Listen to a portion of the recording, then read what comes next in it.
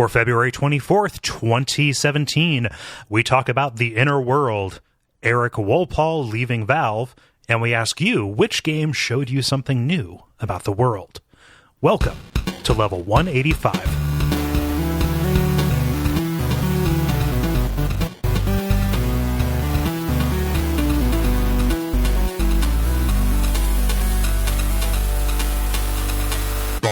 My name is Cole Ross. I'm Dennis Furia. I'm Jala Prendez. I'm Ben Merkel. And you are listening to The Level. It's a podcast for people who love video games. So sorry about missing last week, but recording day fell on Valentine's Day, and just didn't end up working out that great. So we had a planned night to take off, but we are back now, and so happy to be back. I will admit, after that period of silence there, I was terrified because I forgot how to begin the show. So if you need a sense of how fragile all of this is and how quickly it can all flee from your mind, then yes, that is what you need. It's one week of missing it. So what has been going on? Any cool stories? Ben, I know you had a plan. You were going to go do a thing. Yeah. I got to see the movie Punch Drunk Love on Valentine's Day. They were showing it at one of the theaters downtown. So that's one of my favorite movies. So it was really cool to see it in the theater. Yeah.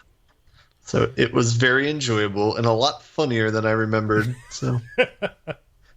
Well, something I always forget when I go back and watch that movie is all of those weird little like color poem transitions that they have in between it. Mm-hmm. Does that play any better on a big screen, or is it still just as weird? I mean, the movie's pretty inherently weird. Like, I remember the weirdness of it. I just didn't remember the part of, I don't know. Like, it's one of those things where you see it with an audience, like everybody's laughing at the jokes instead of just you. So it just felt more enjoyable for some reason, I guess. Yeah. But yeah. Well, that's really cool. Jala, any non-game related stories from the past 2 weeks or so? Unpleasant things. We're not going to talk about the unpleasant things. Right. Other than that, blow away and the crazy front that came through that damaged a whole hell of a lot of parts of different area in Texas. Like, I was kind of worried there that Ben would not be here because his house was destroyed or some shit. There were like all different kinds of things going on. Was this a couple days ago, or? Yeah. Like with the crazy rain and the flooding and the whatever that was going on. I think it hit San Antonio worse, but yeah. So I haven't heard of any disasters affecting any of our pod people that I know of that are in Texas. So that is good news. Yeah, that's crazy. Like this disaster season down there, does it just span from basically March through to October? It just decides to rain for a couple consecutive days every now and then, and so you just have to deal with that. The problem with the rain is that the soil is very clay-based, which means that the water doesn't seep up and go anywhere. So it just sits, and then it pools, and then it floods. Yeah, lots of impromptu rivers happening. Yeah, and I'm not making that. That sounds like I'm making light of it. I'm just I turn phrases. Well, and then too, this front started springing up tornadoes and whatever. I mean, like, I would rather it be. I say this. I would rather it have rain than have dry season and wildfires and shit, because that happened in Houston not all that long ago, and like a few years back, and some of the parks that I used to run in kind of got totally torched, and I went through there and it was just like ash. So crazy. That's a mess. Yeah. People are being affected by all different kinds of crazy weather everywhere, though. It's not just here. Yeah. So I'm just repping Texas. Cue the end of the world as we know it. We're not to that album yet. Dennis, how about you? Any noteworthy stories? Yeah, I went to the 10th anniversary of Cincy's Beer Fest. Shit! Did you show the after effects of that? Oh my god! I didn't see that. What's going on? For anyone who doesn't know, Cincinnati is a very German city and has a huge beer heritage. And so their beer fest is just insane. And this was the 10th anniversary. So it was even insaner. And we had gotten way back at Christmas VIP access tickets, which meant we got in an hour before everyone else, which meant that essentially, and we had bigger cups than everyone else. So poured your chalice over all the peons. Oh my god, yeah. 5 ounces, that's cute. I've got the 8 ounce. Have a nice night. Is this the one that's at the Duke Energy Center, the convention center thing? Okay. Yep, yeah. that's the one. And there's like everyone is there. Everyone is bringing their just like crazy experimental stuff. So it's just so much fun to try. Yeah. And nobody is actually taking drink tickets. So first off, they give out 25 drink tickets, and each is supposed to be a 5 ounce pour, which is 125 ounces of alcohol a night if you were to use all of them, which is not like, I'm not going to get there, period. Yeah. So I guess it doesn't matter that nobody was actually taking drink tickets. But layer on top of that the fact that it's, I've got an 8 ounce cup, so I'm getting 8 ounce pours. And layer on top of that it's all the crazy experimental shit, which is like 10% alcohol by volume on average. And yeah, the second half of that night got pretty bleary. The pop science that I've heard is that it's actually more dangerous for you, or you get more drunk by doing kind of those, just like a consistent flow of like a little bit of beer. Specifically, if you're just like sipping up on 5 ounces, you're going to absorb more because it's going to be like sticking around in your mouth and going through those membranes. Savoring it, really trying to get the taste of this new experimental beer. Yeah. Yeah. So like how wrecked did you get? It was more wrecked than I've been at any time in recent memory. I think the last time I was close to this drunk was at South by Southwest last year. But that I was not as drunk as I was on Saturday. Right. But it was I went with Jen. It was a huge date night, and we haven't gone out and just gotten wrecked together for a while. Right. So that was fun. The new beer that we're honestly trying to find that was kind of like beer of the show for us was called the Lizard of Cause by Founders. Okay. And it's a porter that basically tastes like a chocolate covered strawberry is the best I can describe it. Huh. And there were only 2 booths that I went back to twice. One was the Lizard of Cause. I actually went back to that one 3 times.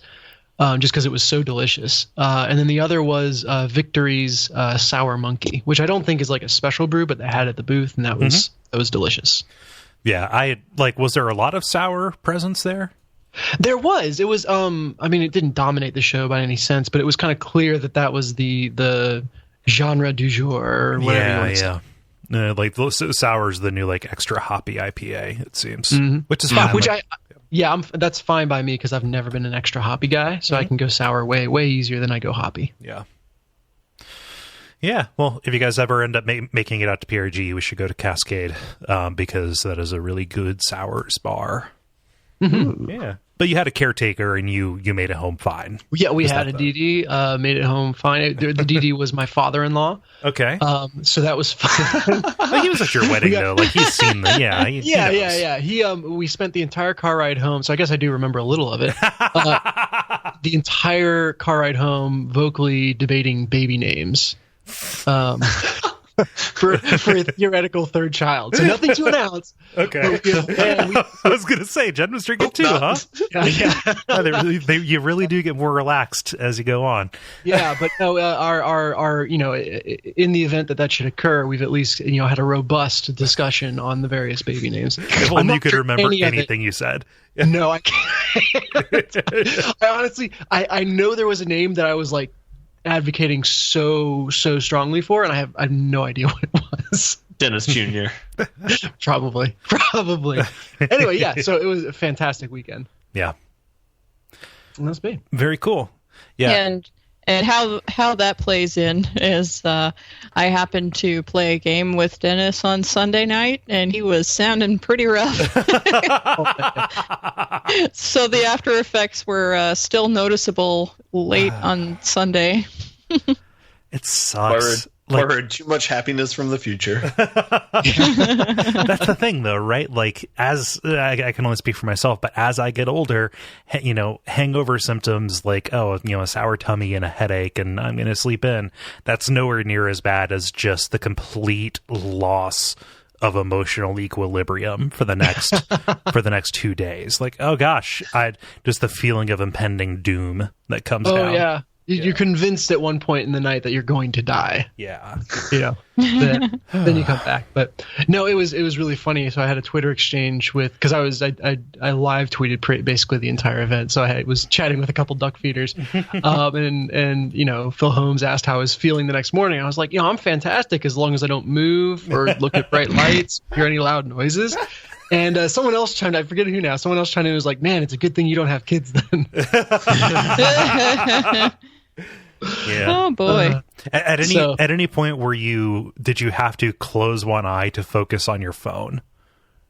Oh man, I was so far past that point. Like I was too. I'm going to crawl the rest of the way up the stairs because walking is not happening anymore in the night. Oh jeez. Yeah, there was a lot of Daddy's sick, Lukey.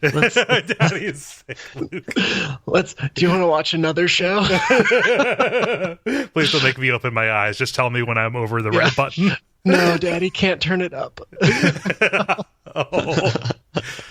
Oh gosh. Want me to cut any of that out? No, you're fine. I've got one of those nights in me maybe every year or so. Yeah. No, I'll revel in it. Oh, and I've been comparatively boring. I got a camera for my deck to take pictures of birds. I know. I've totally been enjoying your bird pictures. Yeah. They've been so charming. And squirrels. Yep, the one of the squirrel, the weird side back view of the squirrel. So spring's coming up, and I want I really enjoy spending time on and taking care of my deck and feeding the birds and stuff. And I had a little bit of Christmas money left over, so I ordered a bird photo booth, which is like a waterproof box that you can get a little motion sensing GoPro for. And so in the morning, I'll take it out there, set it up. It's on a tripod, put a little bit of seed in the dish, and then I come back, and just as part of my routine for the past couple days, it's been to just import those photos and scan through and find cool ones and then post them on Instagram. So I'm Kole Ross on Instagram. I'm trying to dial in exactly how often I want to post those, because when spring comes, we're just going to get more customers on that. But I'm already enough of a weirdo online that I don't know if just solely being bird guy on Instagram is going to do wonders for people's estimation of my sanity. That is probably just being very insecure and self-aware, but that's about where I'm at. I predict, I'm calling it right now, it's going to take off in a bigger way than you expect, and pretty soon podcasting is going to be your side piece. Start a new network called Birdfeed. Bird, yeah. Yeah. Check the live feed, you can check the bird feed. Well, there is a hashtag Birdstagram. Birdstagram, really? Yeah. In Instagram, you can add hashtags, and one of them is Birdstagram. And anytime I take pictures of my birds, I hashtag Birdstagram. And people, they search on this hashtag? They do. So you can put all kinds of hashtags on there. Okay. And then all these people will see your birds. Okay. It's 90% people who use the hashtag trying to see how high they rank in that hashtag usage. I can say that as somebody who has a bird, I just like seeing birds. I follow bird people. There's a Japanese guy who has a little, I forget the type of parrotlet, but it's a little blue bird, and it's funny because it always sleeps on a remote control, and if you move the remote control, it runs over and sits on it again. It's the cutest thing ever. I'll share it. It's very cute. Please do. Yeah. But yeah, that's my big thing, along with some exciting stuff that you're probably going to be seeing here pretty soon. Real busy, chicken with head cut off kind of stuff, but cool. Well, that is a little bit more banter than usual, but we've been away for a little bit. We've got the usual kind of show for you: the brief, the multiplayer, and the grind. And we're going to get started with the brief, where we talk about things that are happening in the world of video games. So for maximum topicality, Ben, I want you to talk about the recent developments with Valve. Yeah, so short story, but the guy who was one of the writers for Portal and Portal 2 and Half-Life Episode 1 and 2, Eric Wolpaw, I believe is how you pronounce his name, has left Valve. Last year, it was confirmed that he was working on Psychonauts 2. He was also a writer on Psychonauts 1 when it came out. And so this is kind of solidifying that he's leaving the company and that he's going to just be working on that. When asked what his plans were after leaving Valve, he said he was going to work at his niece's juice shop in Cleveland. So, oh wow, Wolpaw's from Cleveland. That makes sense why Aperture would have been based there. Oh, I didn't even know that. Yeah. Where is that in the game, or is that like? Yeah, it might be apocryphal and just based universe. on some assets from the first game, but there's a map that shows that it's that's a little bit to the east of Cleveland, I think. Okay, that's cool. I'm trying to think now. So, but there's like the ship in Portal 2, right? Oh, the Borealis. So yeah. So maybe that heads out to Lake Erie and then maybe somewhere from there. Maybe that's interesting. Yeah. I had no idea he was one half of Old Man Murray. I literally thought that Old Man Murray was just a dude named Murray. So and in the article that I talked about, it also mentioned that one of the other writers at Valve had left last year. So it's curious if if they're just not getting work, or if they're not making games anymore, or I don't know. But in any case, it's kind of a bummer since Portal and Portal 2 were really well-written games. So, Well, I mean, them leaving Valve just means that we're actually going to get to see them write something that isn't that isn't Dota copy. Sometime in the next 10 years. So, yeah. And did it? I don't know if it was explicit or implied that there was any kind of bad blood in them leaving. I haven't read the article, but was there anything on that front? I mean, I'd say for a company Valve size to have like a writer leave a year doesn't feel like too weird. Huge deal. Yeah. I mean, obviously this guy's a very notable one, so that's going to have an impact. But I don't know if I would use this article to like call out any like, ooh, what's going on? Yeah. Yeah. I don't know. We can confirm that he's not working on Half-Life 3 right now. Or all of his work was already done. That's true. Gabe Newell gave like a surprise interview to a bunch of people, and of course there was the requisite question about Half-Life 3, and there was of course the requisite non-answer. So, yeah. I think I mentioned this when he was doing a Reddit AMA, and so everyone was numbering their questions as 1, 2, 1, episode 1, 1, episode 2. That's good. Yeah. Yeah, I don't know if there's anything more about that. Any objections moving on? Move on. Yeah. Jala, I'm curious about this story relating to military service and games. Yeah, so I came across an article where an Army veteran basically was talking about how video games helped with his PTSD. Now, for anybody who doesn't know, I think I've mentioned this in some places before. I actually had a friend who served in Afghanistan, and when he returned home and left the military, he ended up committing suicide. He couldn't adapt to being back home. He couldn't deal with the PTSD, that kind of thing. And so he died at age 23. And so this is a topic that is near and dear to me. And I know it's been a while since the last time I talked about the alternative uses for video games, but here we go. This is something that I harbor interest in. Yeah. So and the Army vet that this article mentioned is named Richard Shoemaker, and he was suffering from constant headaches, nightmares, anxiety, pretty typical stuff for people who have PTSD. He'd been to several different doctors and tried a bunch of different types of treatment, but nothing was helping him. And then in 2011, he happened to see a new doctor who said, hey, why don't you try playing video games for a couple of hours a day? Just plug it in and just go. And so he got like an Xbox, and he started playing games like Madden. He does all sports games and stuff. And he credits video games for stimulating his hands and his mind enough that his headache started to subside, and he felt more relaxed, like his spirit was lifted, and he veered away from suicide. And he basically said, if it wasn't for video games, I probably would not be alive right now. So, although games as a supplement to medical treatment is a highly debated topic, this has been brought up several times on the show before when I've brought other articles of this ilk. Some researchers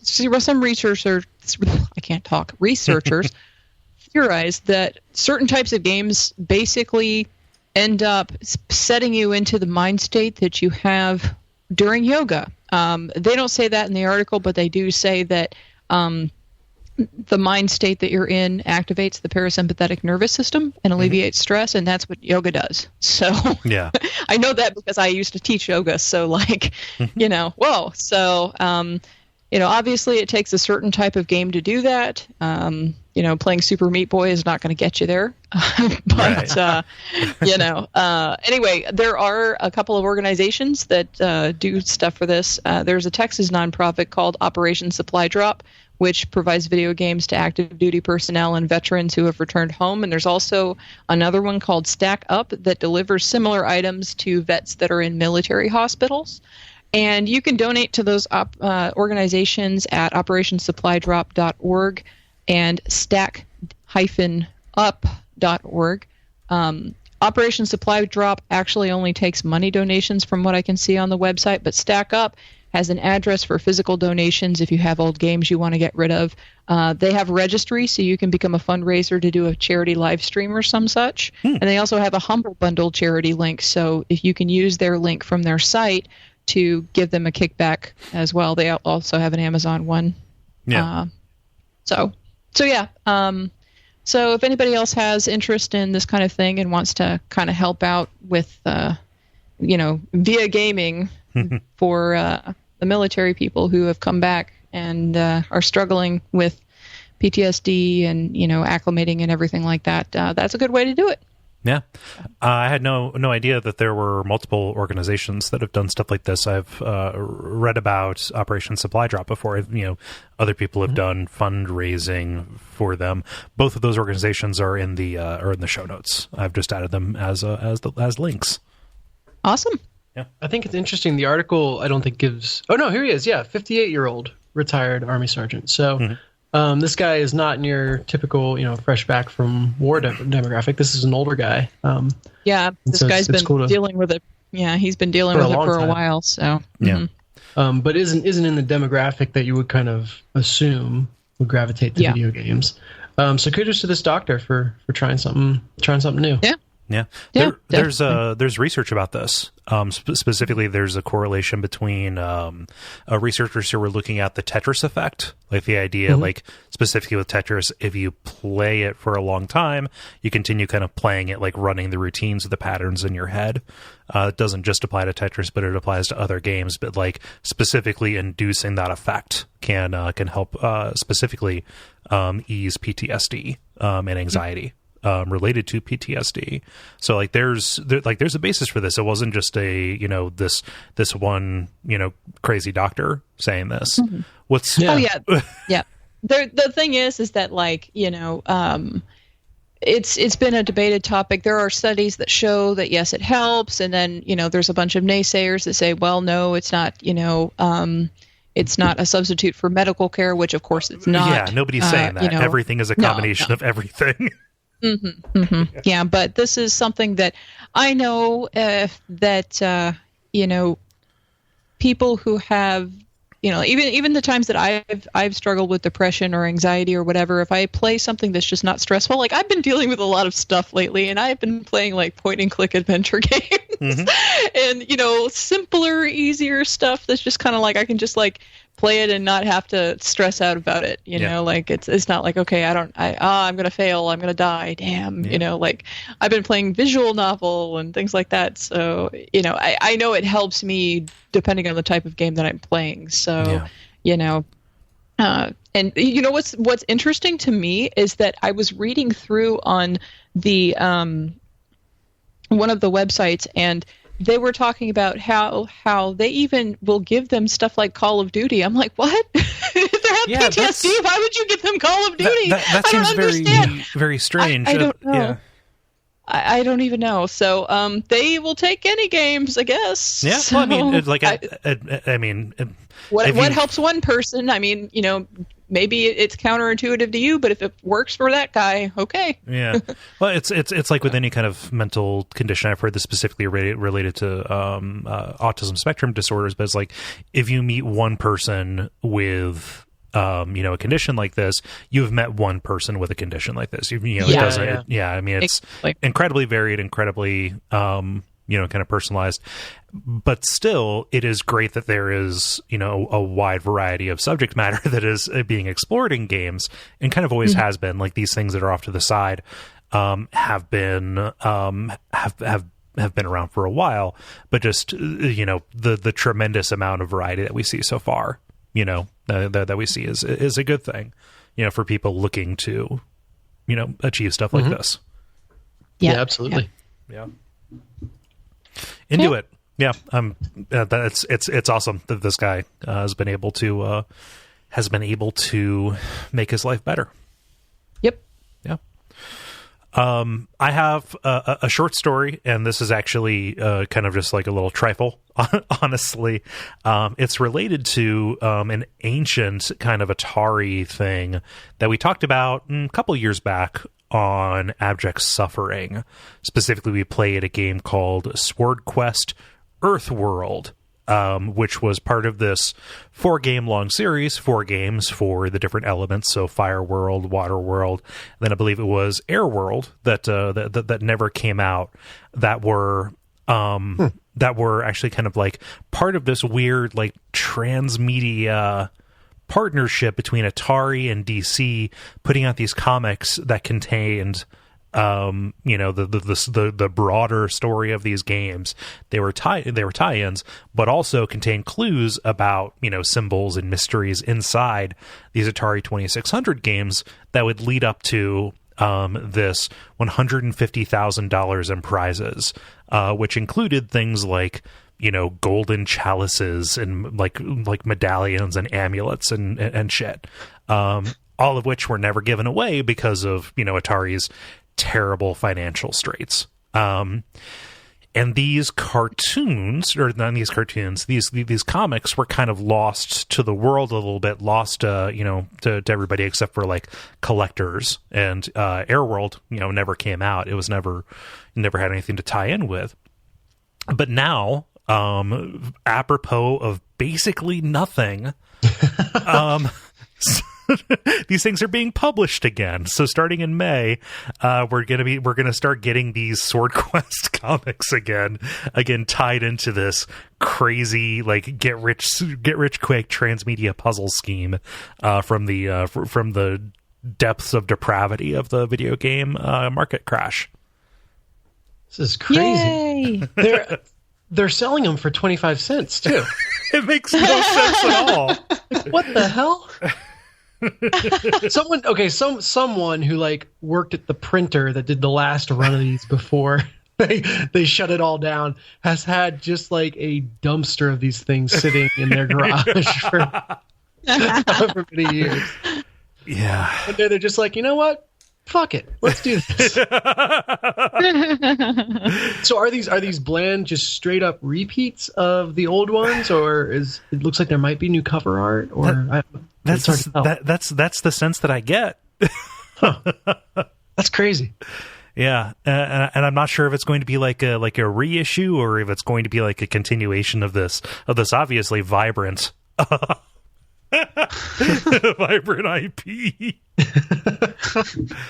Yeah, I don't know. I'll put a link to that episode of Abject Suffering in the show notes here, because that one was a lot of fun. Just like this crazy excess of that time in game development is something to behold. Mm-hmm. Yeah. And finally, Dennis, round us out. What you got for us?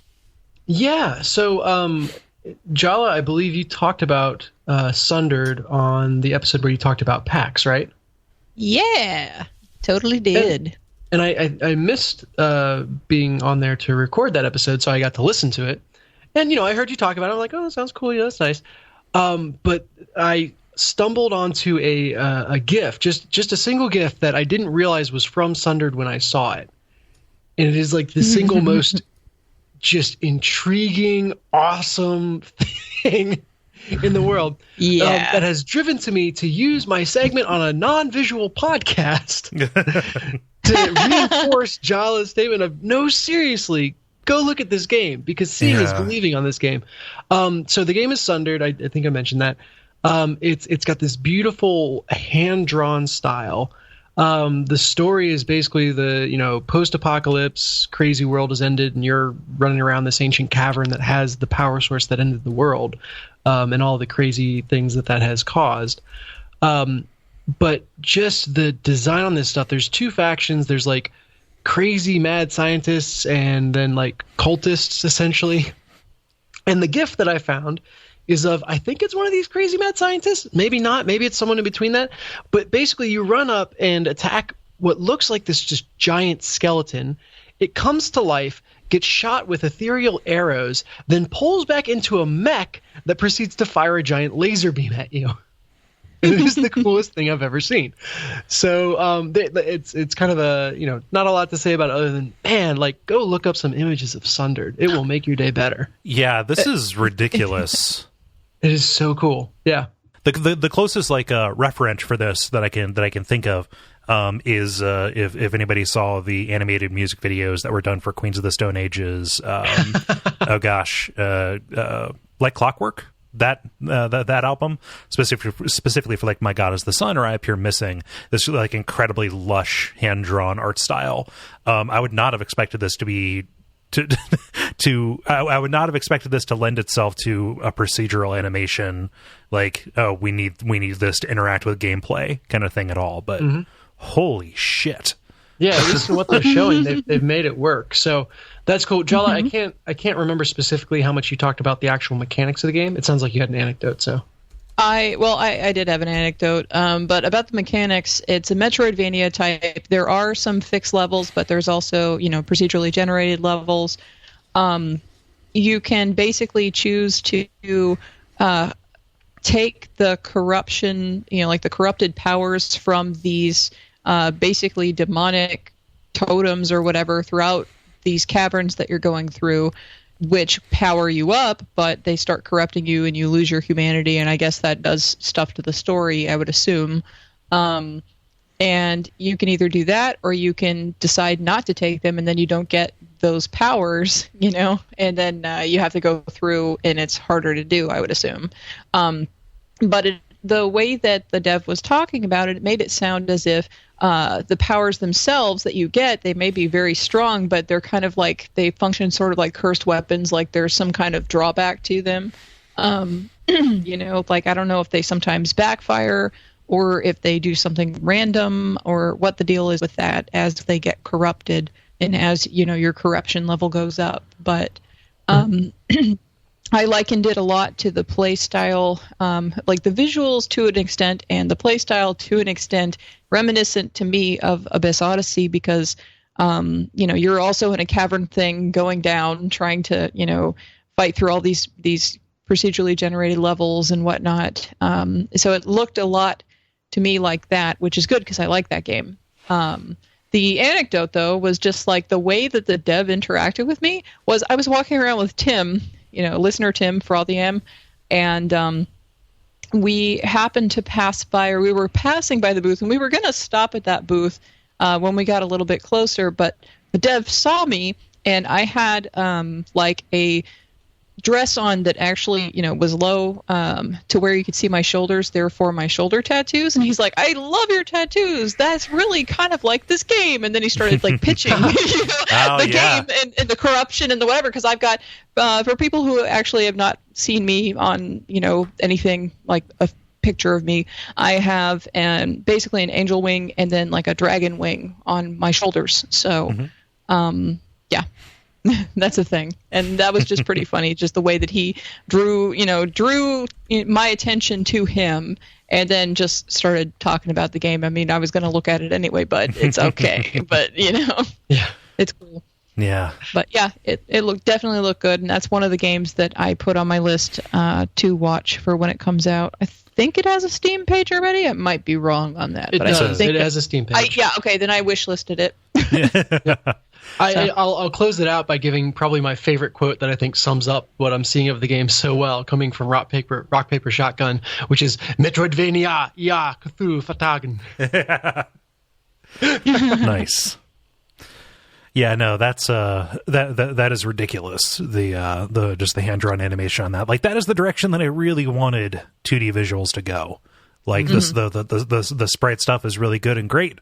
And if you have the animation to back up something hand drawn like this, obviously cool. But like, you know, taking advantage of HD graphics to like do something really lush like this, I don't know.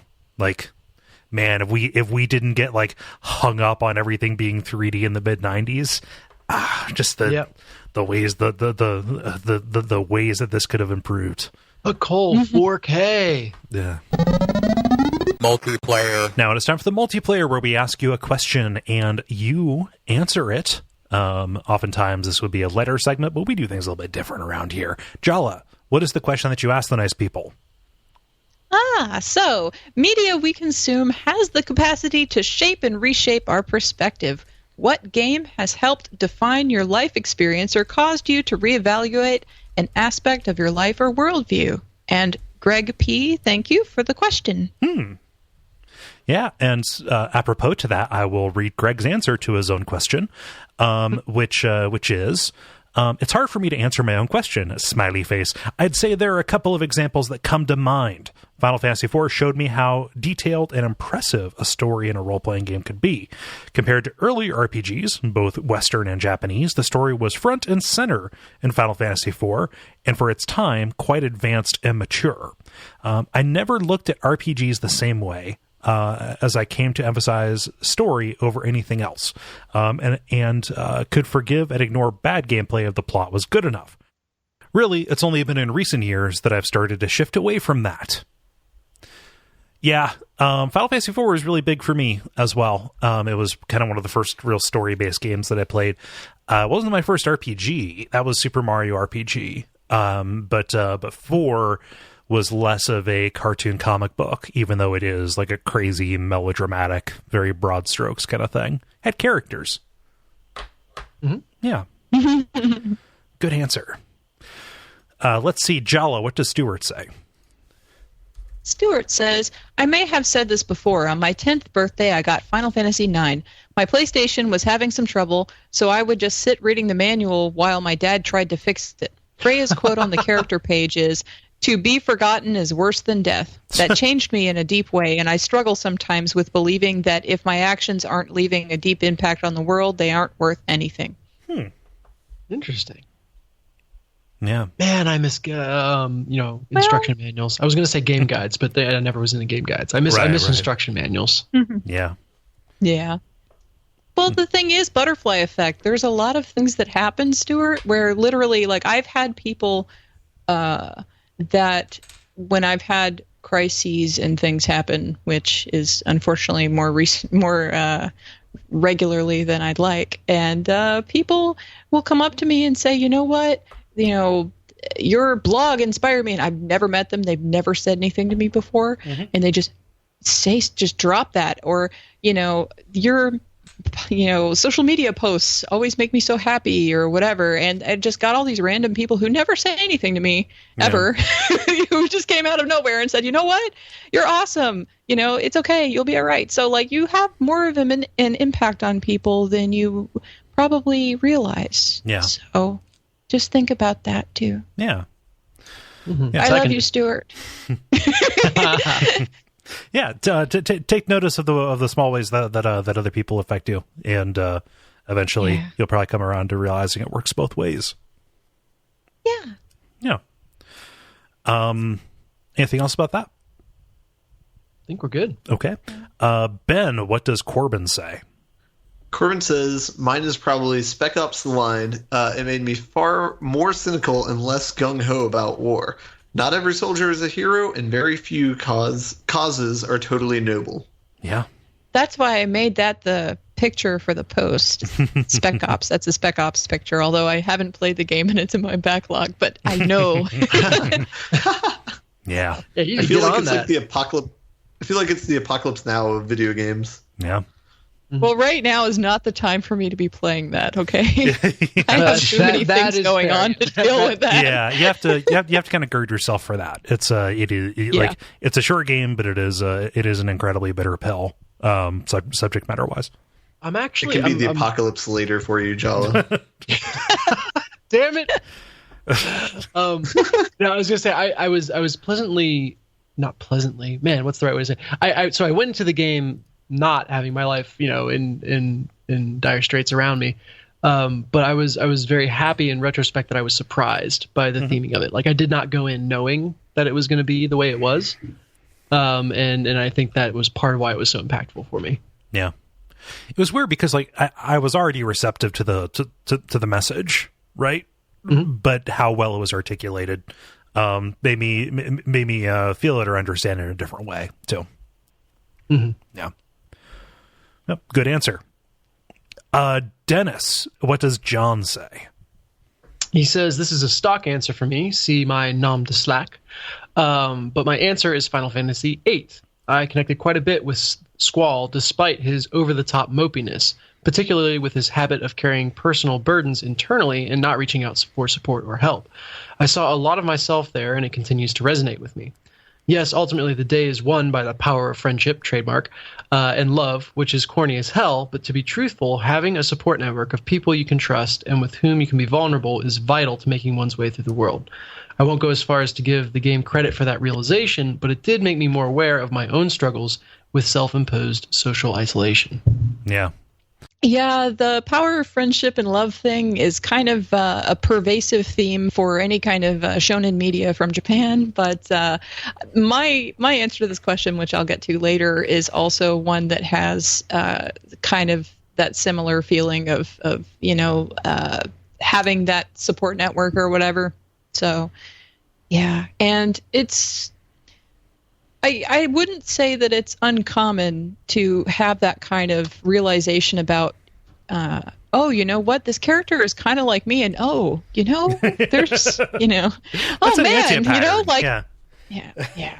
So that's not to trivialize this. It's not at all. It's just this is the particular medium, vector that conveyed that to him. Yeah. So yeah, I mean, very awesome. Like, no matter how cliche it is, somebody gets exposed to it for the first time. The time, like something is always going to be somebody's first. And like, I really want to go back and play Final Fantasy VIII because I like that game an awful lot. And like, yeah, Squall is not meant to be like that aspect of him being the James Dean like loner. That's not meant to be looked up to. Like, it hurts people around him. It makes him genuinely unhappy, and like his growth away from that. It's it's pretty important for that story. So like, you're right to be annoyed by that particular presentation of him at the start. Well, and fun fact, I have a ring that I never take off that is of the Lionheart. So. Oh, nice. Yeah, I had Very that. cool. After I had a long relationship breakup, I replaced the ring that I had from that with this ring, and it was kind of like my remembrance of trying to remain open and not like letting everything crush me, stay strong, all of that stuff. So Yeah. I don't ever take it off. I always have it on, except for when I absolutely have to take it off for some reason, like there's a metal detector kind of situation, but then it comes right back on again. Yeah, or surgery or something. But Yeah. anyway. Yeah. It speaks to the power of video games. Like, it's a very fundamental thing of why we resonate with characters is they're a mirror for ourselves in ways. But video games have the unique property where you're literally playing as that character, making making it hit home that much more. Yeah. Yep. Final Fantasy VIII, a good game. OMG Moose says, System Shock 2 taught me that I was a pathetic creature of meat and bone. Fortunately, renowned skeleton enthusiasts such as Gary Butterfield taught me that being a skeleton is awesome, and the level taught me that my meat is okay too if I stick it in a wall first. Yay! Wait, we endorse this? Yeah, did we endorse glory holism? Is that a thing we've done? No, wall meat. Wall meat. Oh, yeah, we had this conversation about wall meat, the there we go. Castlevania type stuff. Jury's out on glory holism. We've had a long and checkered past at the level. I can't keep like all that stuff with Milo. Obviously, or hopefully, I've never said anything as hateful as that man has ever said. But like the fact that like something he said on a podcast took him down made me do like a weird little Saw montage cut. Like, oh God, if somebody took anything I said. Not even out of context, just presented it. Would it ruin my life the way that it kind of rightfully did for him? In my personal opinion, I don't know why I'm hedging around that, but that's absolutely ruined his life. Yeah, absolutely ruined his life. Absolutely great that happened. Yeah. There we go. I'm not feeling particularly controversial today, even though fuck that guy. But just kind of thinking like, oh, there's so many hours of tape of just me saying asinine things. It's the internet, man. There's that for everyone. It's just it's one of those things where you might be 1,000% higher than most people because of podcasting, but when everyone's at infinity to start with, it doesn't really matter that much. Yeah, it's this weird like mutually assured humiliation. Oh man. Mutually assured humiliation is a title contender. I wrote it down just in case. I was kind of proud of it, although I don't like doing that. That's good. Jala, what does Ollie say? Ollie says, Tomb Raider. I played it when I was 14 years old and playing sports at a high level. I was a typical jock type kid, full of my own self-importance, and I used to think girls were bad. That's an inelegant sentence that sums up my 14-year-old self's thought process. Enter Lara Croft.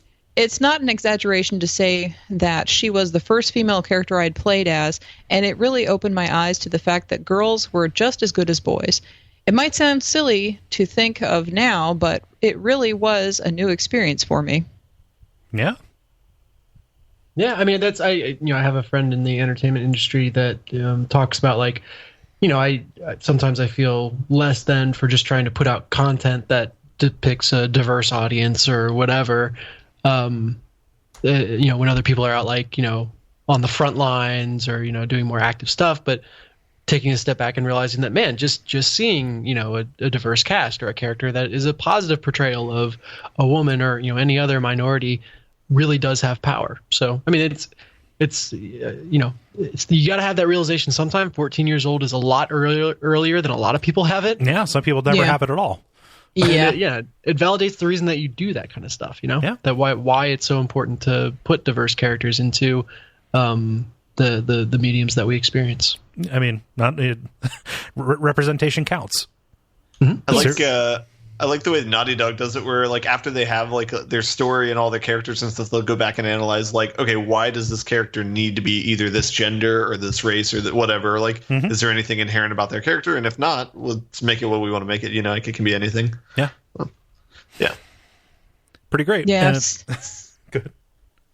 When I was little, I've talked about this before on the podcast, but I always had a big struggle trying to find any media that would portray a strong female character that didn't eventually have to like defer to a man or be saved by a man, not because like, she just needs help from a bro, but like because she's the girl who has to defer to her new boyfriend or some crap, know.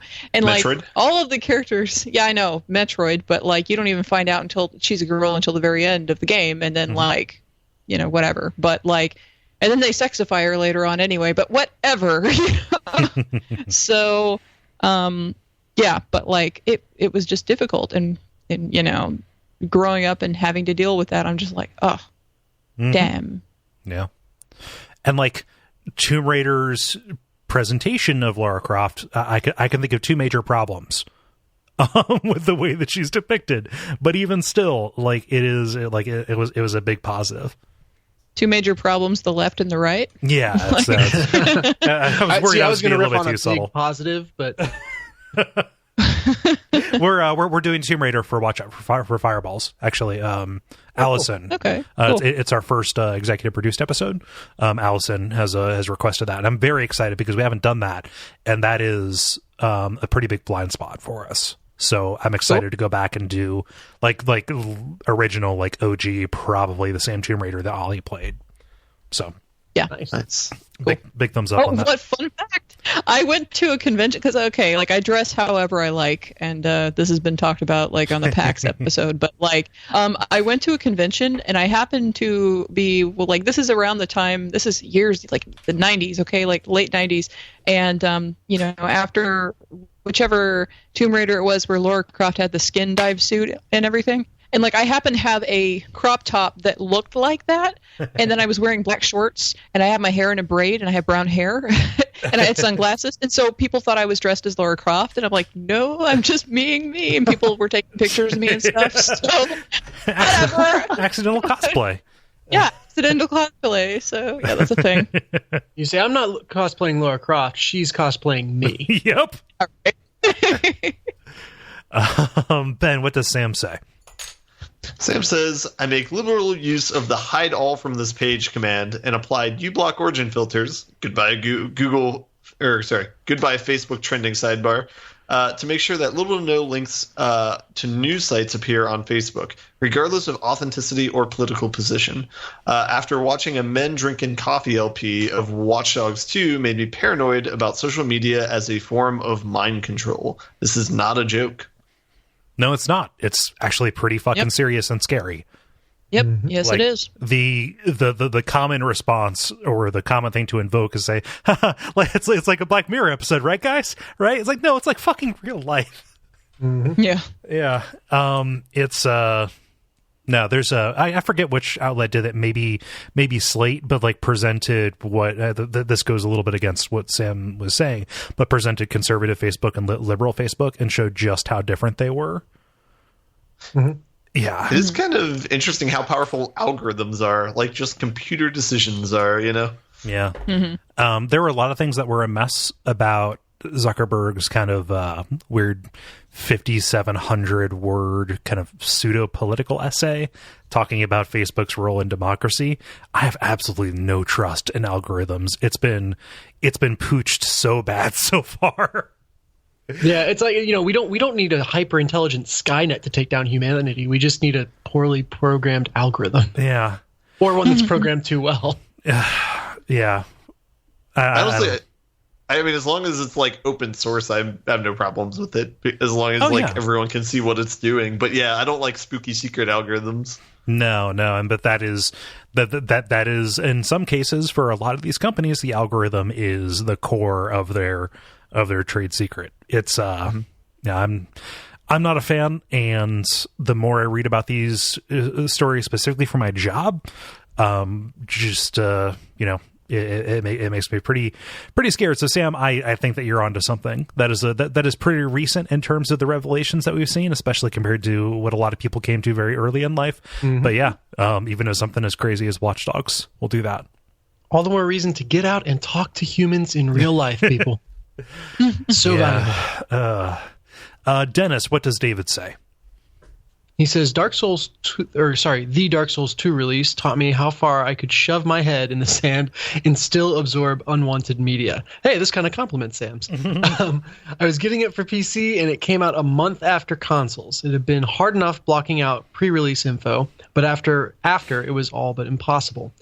Luckily, the bits I gleaned were boss and some area names that didn't ultimately spoil much.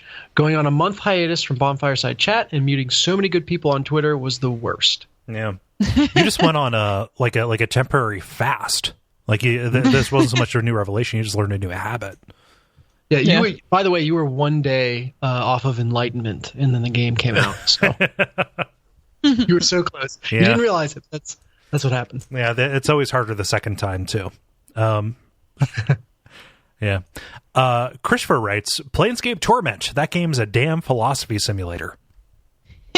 Yeah. Good answer. It's it is an introduction to a couple of like existential concepts and like nihilistic concepts. Like it is like Planescape is a fascinating setting just because of, the mechanics for existence that they lay out. But specifically related to like morality and individuals' pasts and the roots of humanity. Like there are some pretty cool concepts they get across without, your mileage may vary. I think they handle it pretty subtly, artfully. Yeah. Artfully, there we go. There's some things about the game that are just not subtle at all, but they're handled artfully. Very cool. Jala, what does Jason say? Jason says, sometimes you reach a point in life when the monotony becomes too great and you need to make a change. Working at the headquarters of a giant greedy soda corporation, I needed just that. I left the trappings of my busy life for a simpler one, making an honest living in my grandpa's old farm. I learned that everyone is entitled to the sweat on their brow and all the satisfaction that comes with it. The game that taught me this, Stardew Valley.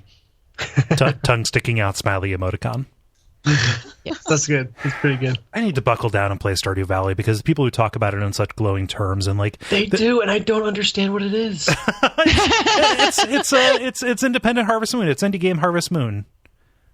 I don't understand what that is. It's a farming simulator. It's not like a farming simulator. It's a relaxation simulator. Yeah, it's like a simple rural living simulator. Mm-hmm. Is that accurate, Ben? Because it's not just farming. You do chores, and it's like in a happy environment, so it doesn't feel like chores. Oh, that's some Second Life shit right there. A little. No, I mean, I get the appeal and everything. It's those games have always been, or felt nebulous to me. Yeah. I get too invested. Yeah, don't feel crazy. Not everything's for everybody. Mm-hmm. Yeah. They have a haunted house in the game. It's just lovely. That makes it for Kole. Yeah. Jala, I would totally look at the house and then I would stop playing the game. And that would be the end of it. And Ben, round us out with Jonathan.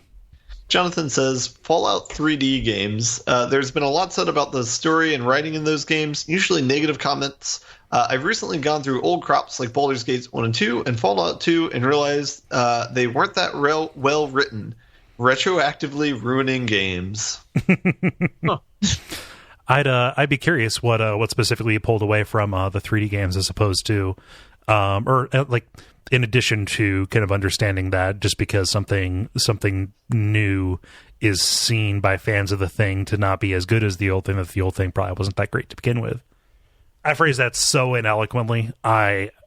Guys, there's probably at least 2 double negatives in there. Yeah. So what did you pull away from that aside from old things are not good just by virtue of being old? That there is possibly some refinement that takes place that someone from outside the kind of nostalgia cycle would would appreciate without that baggage. Yeah, I can see that. Try 2. Yes, nailed it, guys. Stuck the landing.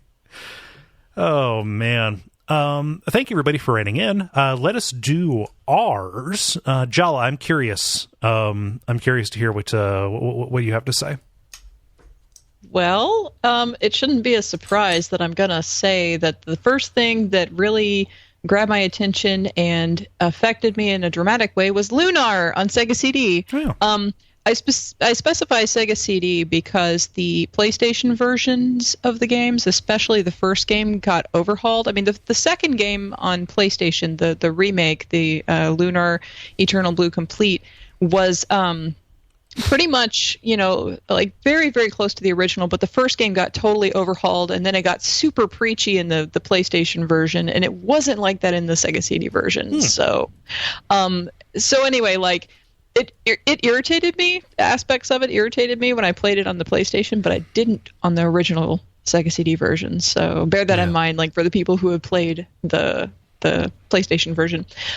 It has the usual spin of Power of Friendship kind of theme, but it is a little bit altered to Power of Humanity instead. Not you and your bros, and that's how you power up to fight the end boss, so much as like. There's parts in the game where that kind of thing happens, but it's, the power within each individual person. And when I got to the end of the first game, defeated Galleon and saw Alex standing in front of Luna, who was, his girlfriend, basically, who was reawakened as the goddess Althena and, basically cannot be a human anymore. And they're split apart forever. For this game that's like from 95. Yeah. So anyway, when that happened, little kid Jala didn't think there was a way that could make things work out, and it didn't really sink in as to the magnitude of Luna Alfina's choice to become a human again and allow herself to die, and then there's no goddess anymore. That didn't really sink in until I played the second game and saw the world without the goddess. There's a fake goddess in play, that's a puppet for like a dark god, and all this other stuff going on. And then when the villain from the first game returns in the second game and double crosses the antagonist to kind of help out the humans that the goddess believed in so much, made me cry all over again. Like, I cried so much. This game meant so much to me, and I just had such a strong reaction to it and attached to the characters. And it was a game I played at a time in my life that was really rough, and it was just positive and kind of kept the feeling of hope alive for me when I was, feeling pretty rough. And we were moving around a lot. I didn't know where my sister was at the time. She just had moved out, and we didn't know where she was. And we didn't have a place to live. We were living with my grandmother who had Alzheimer's and all different kinds of stuff. It was real rough. And, the major thing that these games did was basically make me feel like perhaps there is such strong faith to be had out in the world somewhere, a trust that can in fact be warranted, a bond that is strong enough to withstand anything. I have always been by nature like a romantic optimist, but time simultaneously has shaped me into a realist that has been hurt so much by people and situations that although I still have that pure and hopeful core, it's covered in scars that haven't healed fully, but that core is still there in part, I would think, because of this game, being there and being something that I return to pretty regularly. So yeah. Yep. It's good stuff right there. Yeah. Yeah. Yeah, I don't know that I have anything to add or questions to ask or follow up for that. Yeah. No, thank you for sharing so much. Yeah. Dennis, how about you? Yeah, I was going to say, I feel like I need to dig a layer deeper on mine now. But no, so mine is Roller Coaster Tycoon. And it's because that's when I realized that I could just kill people that were inconvenient to me, and that solves my problems. Okay. Oh, okay, all right. That's pretty deep, Dennis. I don't know. That's a the type of endorsements that I was talking about before. No, seriously, Roller Coaster Tycoon was the game where I realized that what the game tells you to do and how you have fun with the game aren't necessarily the same thing. Because I played through it, or through a significant portion of it, kind of every park I'd open up, and it had its objective, and I had to design it. I always optimized the ride for, to get the best scores and all this stuff. And then when I, realized, I can turn on God mode and have unlimited money and build wicked, crazy, awesome roller coasters. That is so much more fun, and was just way, way more entertaining to me. And of course, everything I built made anyone who ride it puke their guts out. Of course. But that, that's not the point. That's being creative and doing this thing that you think is cool. And so, I don't know if I can claim that had too much of, unlocked too much for me in life outside of video games. But that's the first time I can remember making that distinction of hey, this is kind of, I want to have fun with this a different way than is laid out in the quote unquote rules. And that's okay. Yeah. Cool. Very cool. Ben, how about you? All right, I got a couple different categories. The just changing your perspective, like mind bendy, you could say Portal or Bioshock Infinite, where they just kind of expand your thinking of I don't know, physics or science or whatever. But then probably more to the point of this question, games that have made you kind of change how you think in terms of empathetic standards. Walking Dead and Last of Us kind of gave you a picture into what parenting might be like, or caring for somebody who might need help. I guess more so with Walking Dead, and then instead of Last of Us. And then also the game Life is Strange did a good job of giving me a perspective of a character that I had not had a lot of experience with in terms of giving you role playing as a high school girl. And then I was going to throw in Journey as one of giving you a perspective on what death is like, or losing your abilities. So yeah. Yeah. I like That's, how go you ahead. phrased it. I like how you phrased it, where it's like giving you, not giving like Ben, giving someone else who is not Ben these feelings. Like It's a layer of remove. yeah. The idea of like losing your abilities is so interesting. I haven't gone back and played 2 Ash now that it's out yet, but that seemed to me to have a very similar arc. And I don't know if I would have made that connection to Journey unless you had said that just now, Ben. But I bet those games share a lot of DNA beyond just the sections where you lose abilities. Yeah. Yeah. My answer is not going to surprise anybody. Silent Hill 2. You know, a lot of the stuff that's in there is not necessarily new. They have very clear, kind of a very clear stable of references that they are making, both visual and thematically. But it was my first exposure to a lot of those, that particular type of psychological narrative, that particular kind of portrayal, not just of, mental health issues, but also just kind of very human stories about the ways that people can kind of carry things around and how much that can hurt them if it goes unexamined. I played this game shortly after it came out, so I was probably like 15 or so, and so I think I was ready for that kind of level of sophistication. And even if I haven't taken away like a huge empathetic or kind of moral takeaway, aside from like, oh man, like these are tremendous characters and it's a very powerful story that it's at the, that's at the core of this, rust monsters aside, it has definitely informed or helped me find a great deal of kind of trends in media or kinds of kind of art that I really enjoy. Like it kind of established a taste for me, and probably set me on whatever course of decisions that led to this, which is such a huge and important part of my life. For sure. Yeah. Good question, Jala. Yeah, well, good question for a good pick of question, and also good question. Oh, Greg. yeah, that's right. Yeah. Yeah, I rephrased it a little bit, but it was Greg's idea. So yeah, question, Greg. Well, thank you everybody for sharing these kind of personal stories. If you want to participate in these in the future, we can't guarantee that all of them are going to be breakthroughs like this, but follow us on Facebook. We are facebook.com/thelevelpodcast. And these questions go up Tuesday afternoon or early evening, thanks to both Jala and Dennis. The grind. Now it is time for the grind, where we talk about the games we've been playing over the past period of time or so. Because we have the same crew that we had last episode, I don't know who to send in first. So Jala, I'm going to defer to you.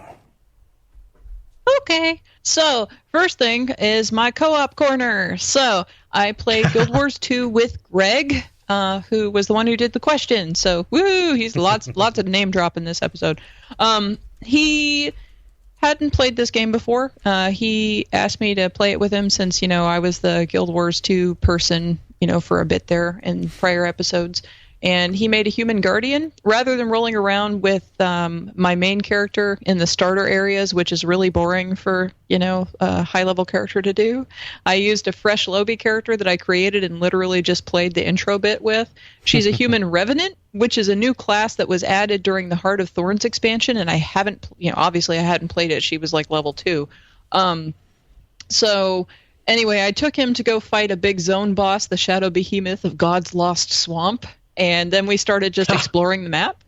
And when we left off, we popped into town to drop stuff off at the bank. And I believe the next time we play, we're going to be exploring Divinity's Reach, which is the human city. It's huge. And you get XP for doing so, like going around and 100%ing the map. And so we'll need the waypoints for the personal stories anyway for the quests. But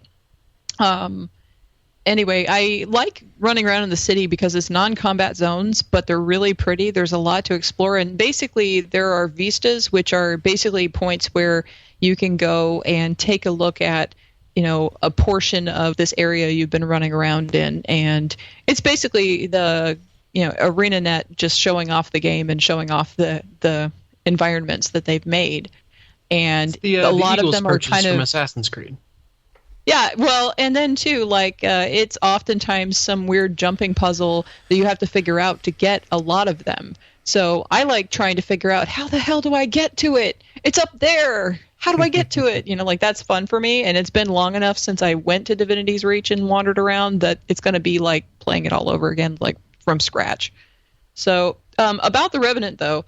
In the original Guild Wars, there was an assassin class. They did not translate that over directly in Guild Wars 2. What they did is kind of reincarnate it, where most of the moves went into the thief class, but then a lesser extent to the Revenant. And I say that because the Revenant is a soldier profession that has like heavy armor and carries heavy weapons. And, smashes stuff in a close area, but warps around and has, like, get over here kind of moves and stuff like that, which are pretty assassin-ish. So, pretty neat. And you can dual-wield maces or swords or, a mace and a sword or a staff or whatever, a hammer, all different kinds of stuff. They also have stances based on the original heroes and villains from the first game, which is pretty neat. That's kind of a warrior trait to have stances. So yeah. I don't normally play melee anything in Guild Wars. It's not my forte, so this is a challenge for me to play this character. But what are some of the stances? Well, the one I've got on currently is a dwarf stance, which is based on a character from the first game, but they have like an assassin stance. You take your shoes off and you put them on your knees. No, they have different effects. Like I want to say the dwarf one ends up like freezing enemies or something like at after a certain point. I don't know. There's different status effects that happen depending upon what stance you take. Okay. And they give you buffs or effects to your attacks. So yeah, they're pretty cool. But so I've been playing Guild Wars 2. Nothing else to say about that just so far. If I get sick of playing a melee character, I'll just swap. I've got 1 million characters, and they've all been to the starter area of the humans, so it's not a big deal to mosey over. Right. The next thing I've been playing in co-op, the other thing I've been playing in co-op is Vermintide. Dennis finally got me to play when he was like still drunk off his ass. Yay! I can't believe it took as much doing as it did. Well, that's just got your defenses down. Yeah. Well, the thing is that like the problem is that when you're available, Dennis, is usually when I'm like done with my training. I took a shower. I have been sitting in bed relaxing for a while, and I'm up, but I'm down. And I'm not going to get up and go march through the backyard to go to my office, which is where my computer is. Like, if my computer was in the house, that would be one thing, but this is not another room of the house. This is like outside over there, and I have to go get my key and then fumble around in the dark to unlock the door and whatever, and I don't want to deal with it. So that's why it took so long, is because like the time that you ask me, it's like, okay, no, I'm not going to go out there. I am very comfortable right now. So, but you caught me at a time, and we got to play 2 days in a row. In fact, I'm so proud. Yeah, that was a record. So I played with Dennis, and then I played with Sam and Conrad during the day at some point, and then I played with Dennis and David. So I played a few sessions, some time. So and I this played is Warhammer Left 4 Dead, but with rats, were-rats specifically. This is fucking Lord of the Rings is what it is, because like I was playing the archer person, the Way Watcher, and Dennis for the bulk of the time was playing the dwarf guy. And so, like I was Legolas for reals, and I was doing pretty good damage. Like, okay, Dennis is level 17. I'm level 3. I'm with the starter bow, and I had the highest damage.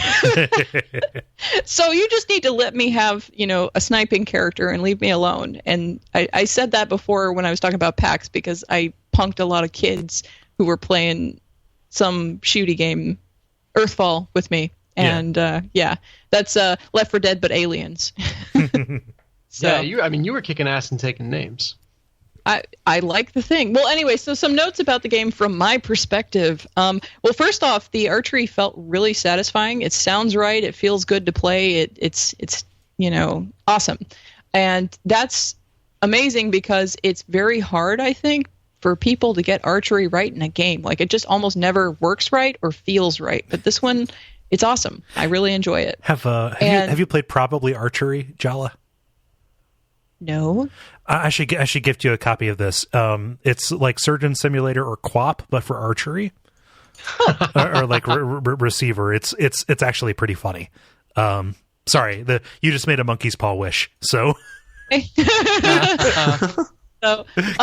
continue. Well, during one of the missions, there was a huge horn that was like the size of a building that had to be blown for, I don't know what reason, but for some important reason, it needed to be, sounded. And when it did, it felt really satisfying again. Like, the sound design in the game was really awesome.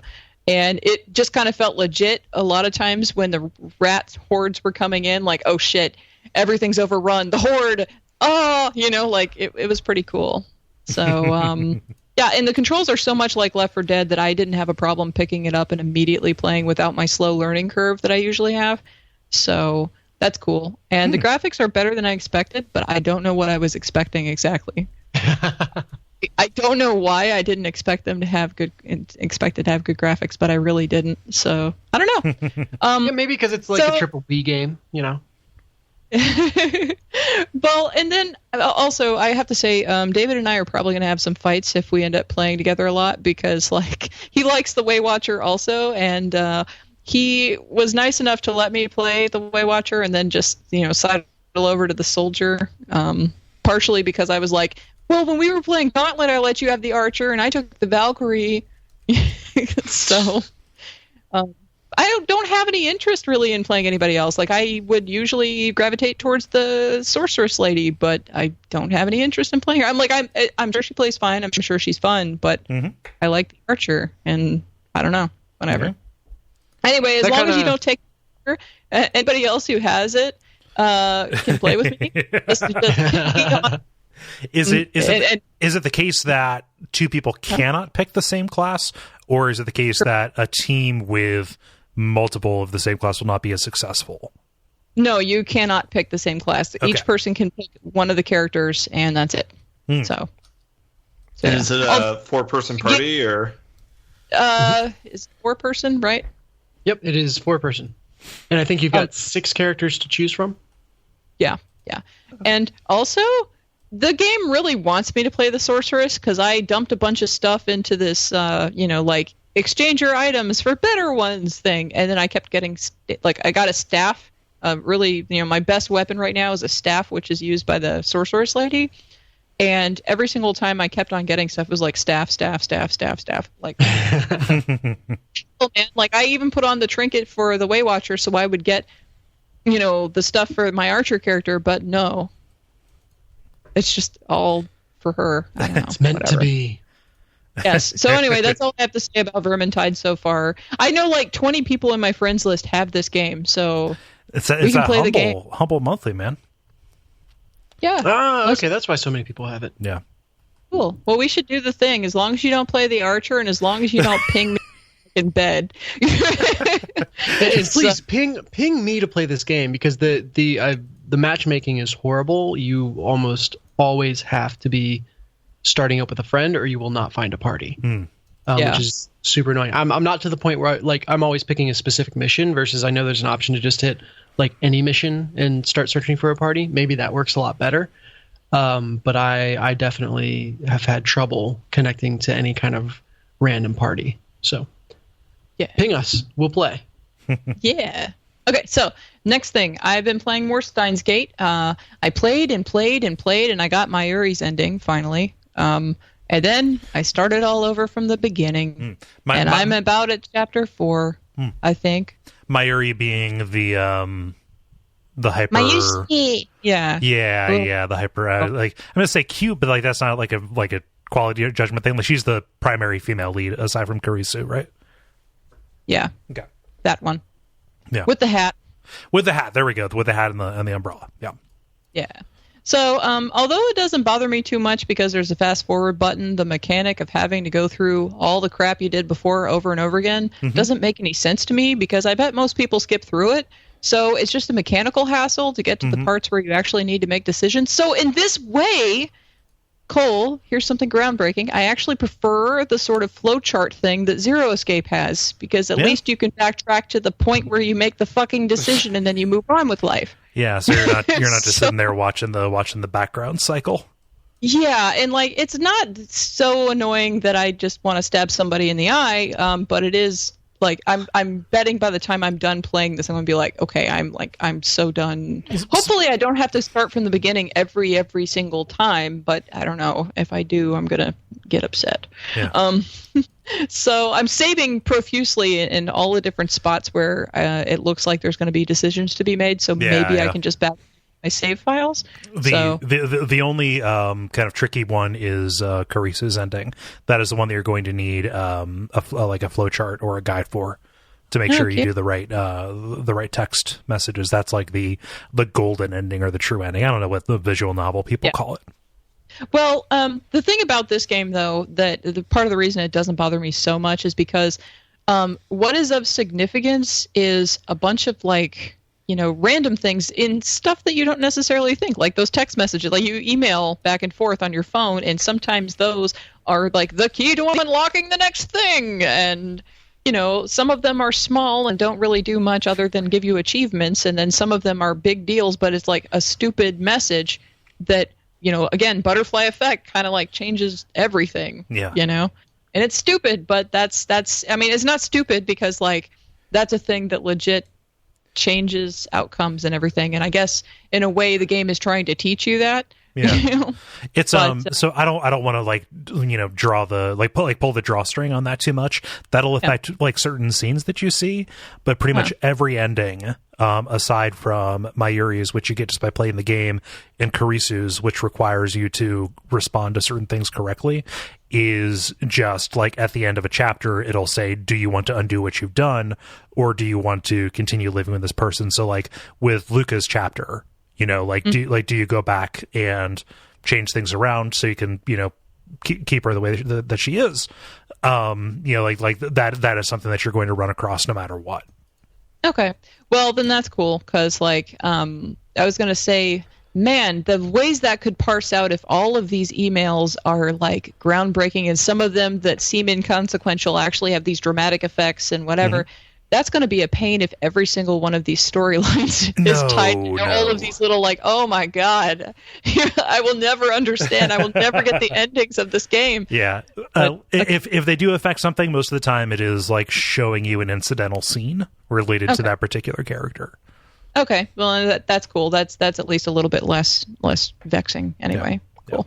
Yeah, I'm not actually vexed by it. I've played other visual novels before. I know that's a thing, but it's just that this game, I think the reason why it bothers me is because there are so many messages that come up that you have to reply to if you want to get, certain scenes to pop or whatever, that, you have to stop, but it doesn't, like when you get an email, the game doesn't stop scrolling. It keeps scrolling and you have to be like, oh, whoa. Oh, fuck, now I have to reload. You're playing it on auto. Oh, that's interesting.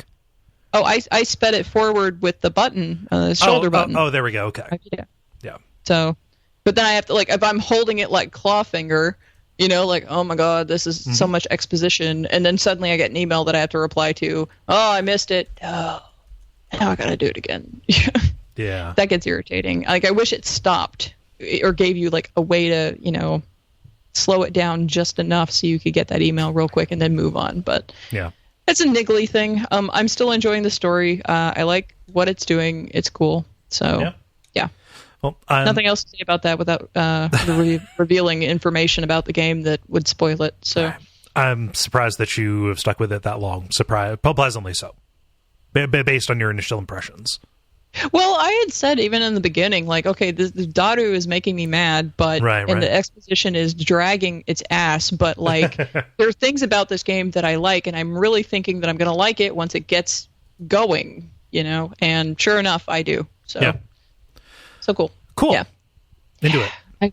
I did one more thing. Okay. And I played the Inner World. I talked about it during the PAX South recap. It's available on Steam, iOS, and Android. It is a point-and-click adventure game with hand-drawn cartoon aesthetics. And the world setup is like so. You live in Asposia, which is a tiny world inside the soil. And once upon a time, there were sacred winds which blew from the wind fountains that brought light, warmth, and life to the Asposians. And suddenly, 2 out of the 3 wind fountains died out. There's only one left, and the abbot, Conroy, happens to be guarding it. And there are these creatures called Basilians who are called wind gods and who turn people to stone with their gaze. And everybody says the wind gods are mad, and that's why the wind fountains are, busted down and stuff. And you play as Robert, who is basically a little dude who lives in the monastery and was more or less adopted by Conroy. And he's only ever lived in the monastery, and he doesn't know what the outside world is like at all, to the point that he doesn't know about money, alcohol, anything. And so his interactions with the world are hilarious because he makes these observations and has these statements or viewpoints that are fresh and entertaining, but they're not like nothing in this game, although it makes social commentary and things like that. It's not presented in a way that feels like depressing or bitter or anything like that. Like, it's just amusing, and then you move on with your life, And like when you first get out of the monastery, you come across a garbage dealer in a back alley, and he's like, "Do you want some garbage?" "I don't have." "Oh, what do you mean garbage?" "I don't have any garbage." "What are you talking about, garbage?" "Do you need some garbage here?" And he just has like junk that nobody wants, like knickknacks and crap. And he's a garbage dealer trying to sneak. It's hilarious. Yeah. And anyway, like the game has a lot of eccentric and memorable characters, and like I said, the writing is very witty, and the voice acting is so on point that it's just so much fun to listen to these characters talking to each other. It's funny as hell. As it's an adventure game, it has puzzles, but they're neither too difficult nor too easy, so that's awesome. I'm about 3/5 of the way done right at the moment. I'm on chapter 4 of 5 right now. And I highly recommend this game. It's got a lot of charm. It makes some amusing commentary without becoming dark, like I said. And I've been posting all of these different, screenshots of different little instances of some of the amusing stuff that's happened to my Instagram and therefore to Facebook and Twitter. So, you come across a Sinomat, which is a mechanical device where you go to confess your sins. And it says it's Sinomat for the sinner on the go, confession and absolution in less than a minute. And it you go up to it and it says, "Tell me your sin." And then if you say Robert's "I don't even know, I just came out of the monastery, tell me your sin." and then he finally is "Well, I talked to a lot of people and maybe I bothered them. Sacrifice a mint to the Basilians," and then it just gives you a mint. And he's like, "What? How does sacrificing a mint have anything to do with making those people feel better?" So it's basically how confession works, Well, and then he goes into a bar and the bartender is like, "Do you want a jawbreaker?" "What's that?" "How about a mind blower?" And Robert's like, and she's like, "It's a liqueur. It's the specialty of the house." And Robert's like, "Those all seem really violent." And then she's like, "Here, have one. Give it a shot." And he's like, I'll drink this if I want to die." And, it's pretty great. And so there was a dude gambling. Night. Yeah. Yeah. Well, then he sees a dude gambling, and he's like, "Let me see how this works. You put money in and pull the lever again and again and again." It's like, yeah, that's pretty much it. You come across a tailor, and the tailor is in prison, has been imprisoned by Conroy for her own protection. And this tailor has really massive arms that are sticking out, hanging out the window. And so Robert's like, "Oh my gosh, you look like you could, wield a sledgehammer. Why would you want to be a tailor, And then she's like, "You sound like my father. My parents wanted me to be a bouncer, but my love of yarn started early." And then she just like goes on, like, I started with cotton, but then I got into the harder fabrics, and she's like talking about it like the seedy underworld of knitting or something, and it's just so funny. And I'm like, okay. And that's kind of like the way that this game rolls. It's just, it makes these comments that are just funny as hell, and it's just a lot of fun to play. It's really refreshing. I've been playing it on my phone in bed, so yeah, it's good. Can I ask for a point of clarification? You're referring to something called explosions? Explosions. Okay, so this is a kind of people from inside this world. You're not just saying you're not just saying explosions like a Rugrat. No. Okay. No. Asposia is the name of the country, and therefore Asposians are the names of the people. Okay. And explosions is what happens when Dee Dee leaves the pot on the stove and the pescetti gets everywhere. And Asplosions is a DVD you should not watch. Yeah. What time? Also, Dennis's Sunday morning.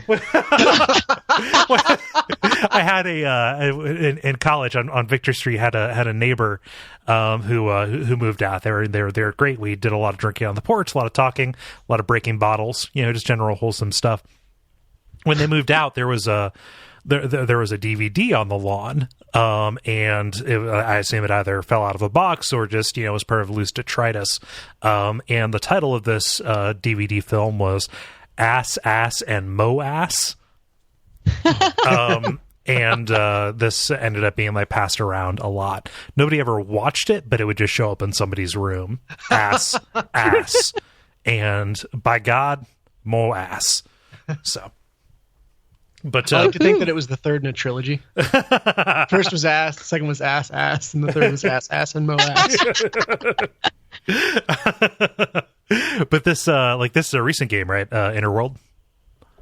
Actually, I want to say that it came out in 2012. The way that it rolled was this: I went to PAX and I was looking around, and Tim and I were poking around, and then I was like, Tim, look at that banner for that game, The Inner World.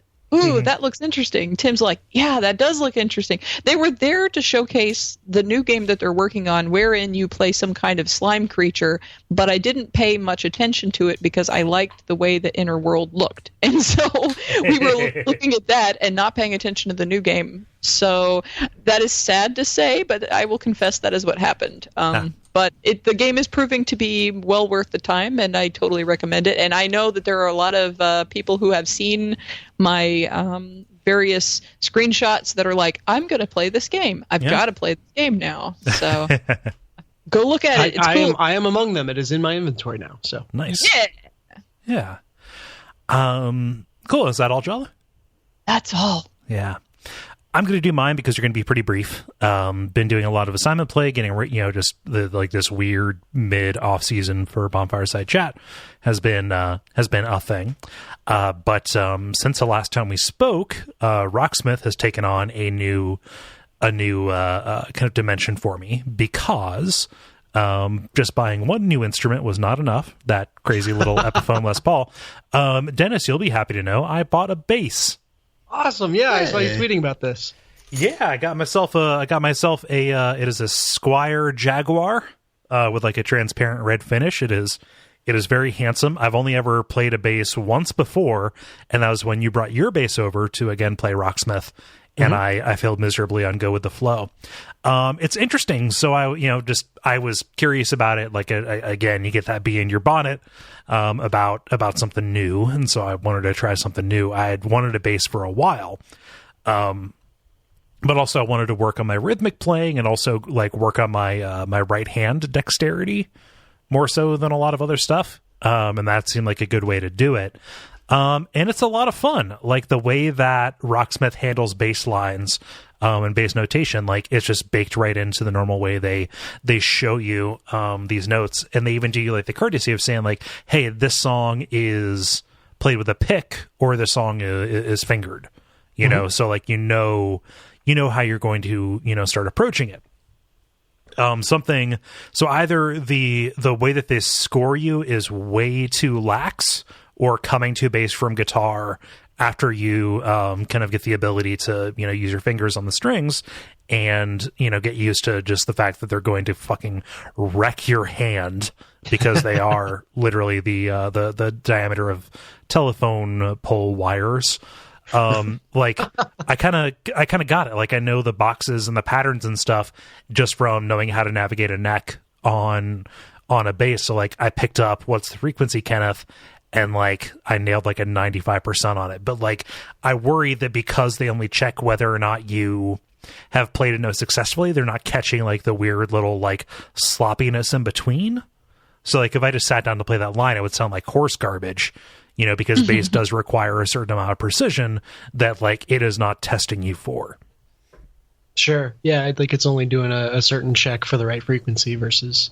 I can see that. Versus actually checking, like, did you play an accidental note on the way to this other note? I think it's definitely the case that you pick up a lot more playing regular guitar and then going to bass than you do playing bass and then going to regular guitar. So I would not be surprised at all if a significant amount carried over from guitar to bass. I've heard some people who are way more experienced than I am say that there are some like quote unquote bad habits or like things that someone who just plays inherently bass will see about a guitarist playing bass. But I think that's once you're like super duper advanced and doesn't really affect your average person. Yeah. Who wants to try it? Yeah, I don't. My intention isn't to like swing in like a carpetbagger and say, bass isn't so hard, because it's incredibly difficult, But like, it has been incredibly satisfying to like pick it up and say like, oh, if I put my mind to it, I could just learn a new instrument, specifically because like if you're playing a fretted bass, you just already know the scales. So yeah, and that's very much the case. Yeah. So it's been a lot of fun. I've had just gotten a great deal of enjoyment of like switching days between the bass and just regular guitar on Rocksmith, and kind of getting my mastery percentage up on those, and then running that bass through my guitar amp, which doesn't work that great, but just kind of fucking around with that has been pretty good as well. So when are you going to get a drum set now? The second I get my own house. Because when Rocksmith 2015 comes out. Yep, 2015. It's a little bit like car model years, except they're 3 behind. Yeah. Yeah. No, they'll get Rocksmith 2014 episode 2.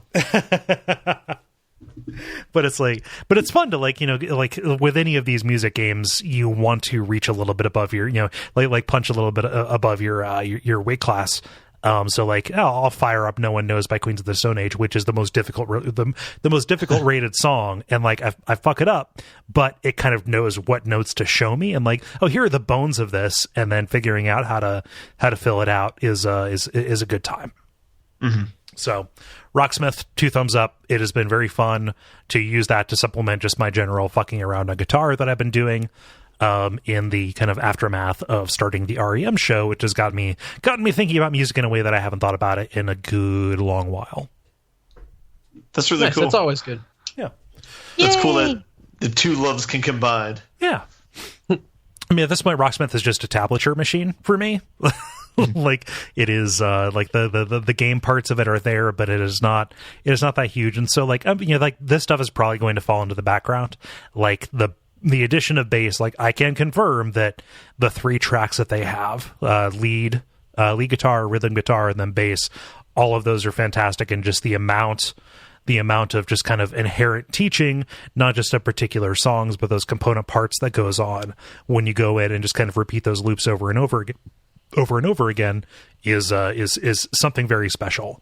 And I'm happy that it's a thing. Yeah, it definitely feels like all 3 of those tracks got equal love. Yeah. Like it doesn't feel like bass was a throwaway. No, it really doesn't. And even rhythm guitar, that is a tremendous amount of fun to do as well. So if you're a person who has picked this up, in the meantime, in the several years that Rocksmith has been a thing, like, don't neglect the rhythm track, because that is going to teach you chords that, just not just chords, but like little embellishments and add or sus chords, just little noodles that you do in between that are not going to be present in the lead, which has you doing mostly just kind of like single or double string stuff. Yeah. The only other thing I've done has been a little bit of Dragon Quest Builders. Enough people talk sugar about it, and I played enough of the demo to say, like, yeah, this is definitely something that I will be into.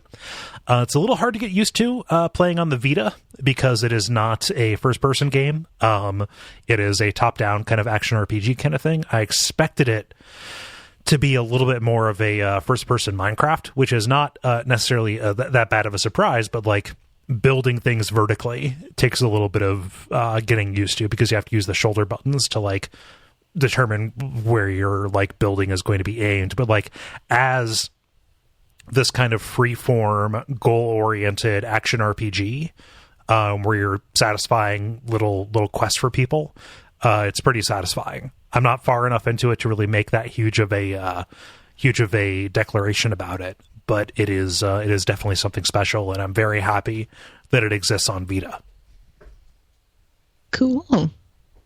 Yeah. It's interesting to me that I'm not sure exactly what is making it this way, but I feel like in Minecraft, the characters that inhabit the world feel very much in line with the blockiness of the world itself. Like, they all kind of follow that ethos, whereas the characters that show up in this world feel like they were characters from a normal video game kind of dropped into a blocky world.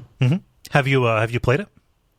I have not. I'm looking at images. Yeah. Like, you're seeing just kind of regular polygonal ass slimes and chimera running around. Yeah. So it's a little goofy, but like, it is not like the chunky 16 by 16 texture kind of thing that you're seeing. It is just the geometry that is kind of quantized to those cubes. So it's not as it's not as kind of off-putting as you would think in the actual process of play. Yeah, I imagine once it's all in motion versus just in images, so you don't notice it as much. Yep. So it's cool to have that little builder thing. It's been a while since I've engaged with a Minecraft-like kind of game. Ben, I'm curious what you've been playing.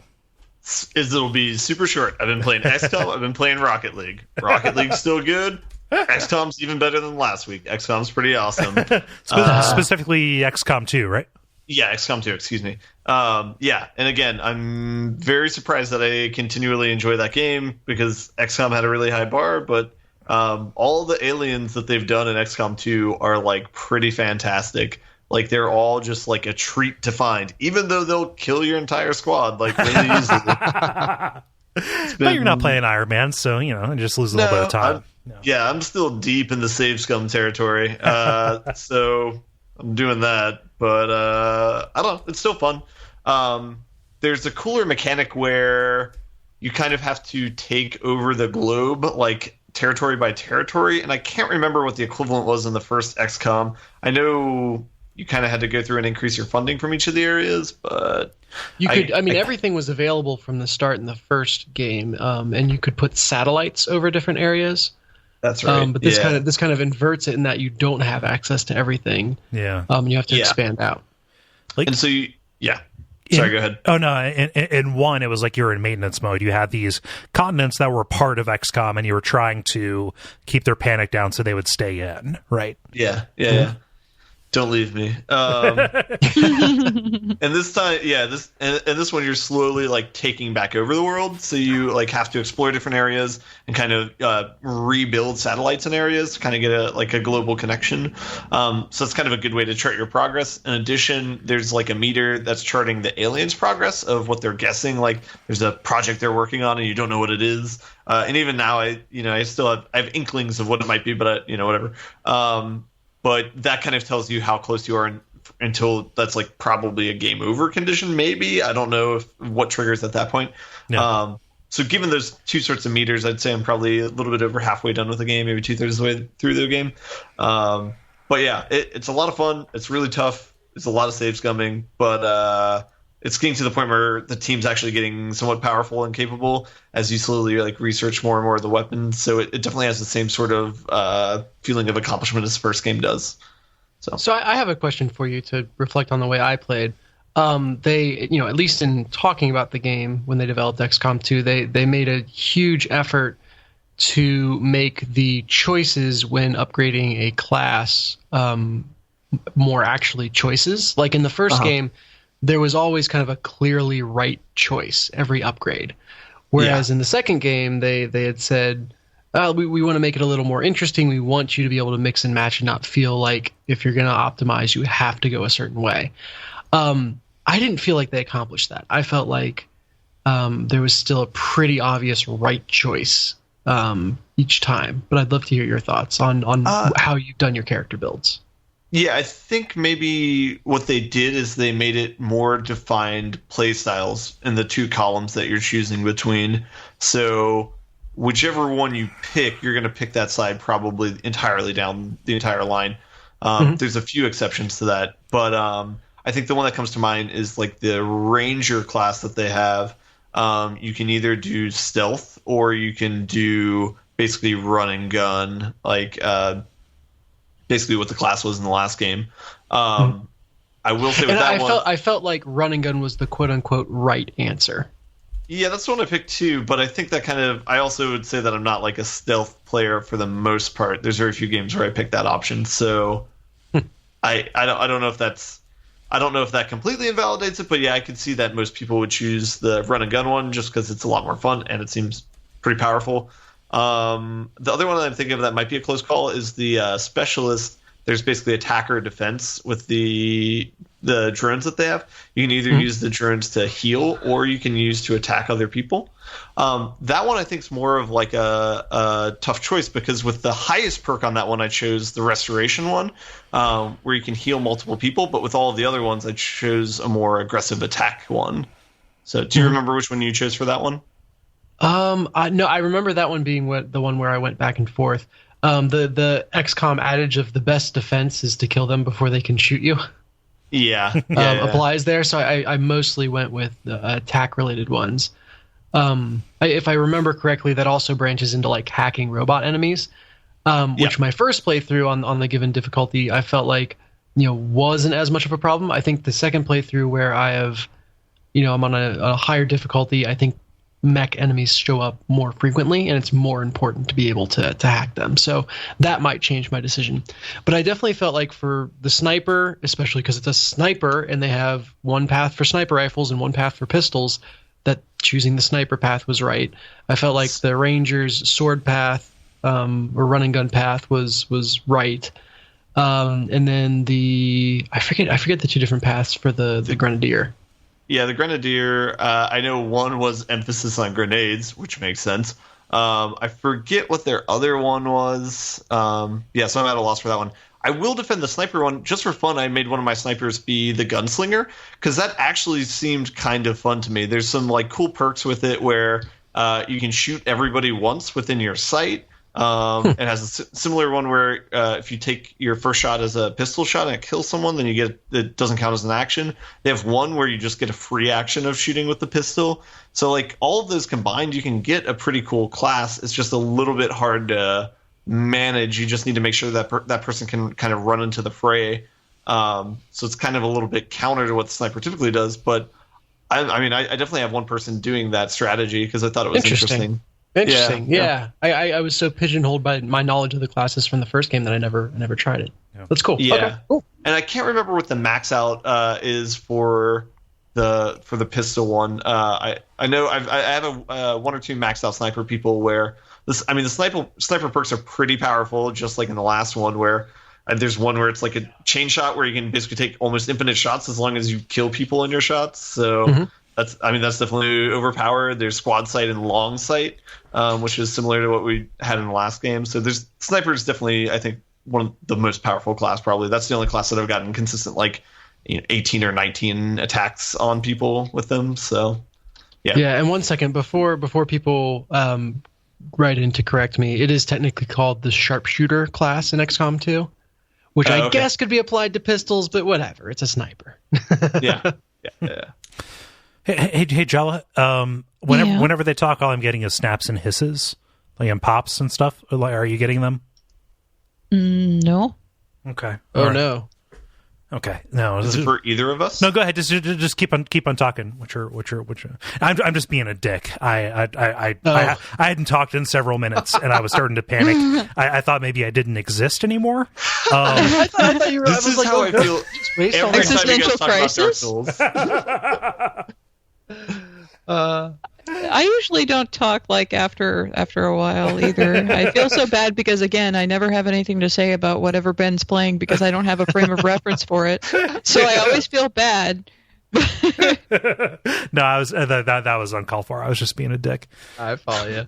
That's funny. But yeah, I guess the other thing I've been impressed by with XCOM 2 is the enemies. I think are really like unique, and they definitely change like the style of play that you have, and I think those are fun. And they're just like very charming, even though they're very like grotesque at certain times. Yeah. Yeah. I don't want to. There's one that I really love and would love to gush about, but it's kind of a spoiler. It's just like a joy to find out. So yeah. Yep. So I'll very probably cool. continue playing these games over the next few weeks as well. So yeah. Okay. Yeah, well, I'm happy you're having a good time. Yeah, thanks. Yeah. I don't have anything to add because that was all just frightening nonsense to me. We got it out. It builds up. You have to get it out. You got to flush it out of your system. No, I understand. Again, I'm being a dick. Like it. My takeaway was snipers are good, but I knew that. Oh man, was that all you've been playing, Ben? Yep. Cool. And Dennis, round us out. Take us home. Yeah, I will. I've got two. I tried another AAA PlayStation 4 game in Shadow of Mordor. Okay. And I'm sorry to say it's a kind of a second whiff for me. Oh wow! What was your first whiff? Doom. Okay, there we go. Okay, yeah. So I guess I'm on a cold streak here. I like that. It's one of those games where you play it and you go, you know what? I'm really excited for the sequel. Just I think there's kind of good bones to it. It's got Assassin's Creed style combat, where kind of just that slow intentional tappa of the right button at the right time. Right. And that's fun. Oh, go ahead. I would argue that it's Batman combat. Oh, excuse me. Yeah, sorry. That's what I meant. Batman combat. That Assassin's Creed then did borrow from. Kind of counter-based brawler kind of stuff. Exactly. Yeah. And that's really good. So there's good bones on that. I love me some Lord of the Rings, so I wouldn't mind seeing more games in that setting. But kind of the open world that they put around it feels very small in a very unfortunate way. So the map, unless there's like a whole, another map that I can unlock that just they're not showing me or hinting at in any way, the map just feels almost claustrophobic. It's so small, especially for a game that's kind of structured like a Grand Theft Auto or an Assassin's Creed, where you kind of are given an open world and told to go any direction you want. Yeah. You can run across it in a matter of minutes. Ben, you've played this game. It expands, right? You go to different like neighborhoods, right? There is another map. I hesitate saying this since it's kind of a spoiler, but yeah, there's another map. Okay. So well, you're playing probably half of the total area. Yeah. Even then, that feels small, and it, I don't know, that got to me in a bad way. It felt like my choices of where to go were never meaningful because I could always get to wherever I wanted, like that. The little diversion side quest missions just aren't that inspiring. You're hunting down random collectibles or fighting or hunting certain types of enemies, but it never really did anything for me. It felt like housekeeping versus fun. The orc system, the hierarchy system in the game, which was really touted as something special they could only do on the PS4, I think that's another area where there's like really good bones. and that is hyper intriguing to me, and I think that has potential. But at the end of the day, the orc army that it's kind of mapping out is maybe 20 people. Like, there are 4 war chiefs. I wish there had been like 40 or something like that. Like the Uruk-hai chieftain kind of people. Exactly. And that feels like it's really cool the way that, based on who you kill and when and how, that impacts the people that they're connected to in that hierarchy. But I felt like very, very early in the game, I was going after the war chiefs, who were at the top of the pack, and just I was surprised that I got to that point so fast, and it felt very underwhelming when I killed a war chief. It was like, I did that, and that was like kind of the completion of the first quest line instead of, the culmination of a lot of work.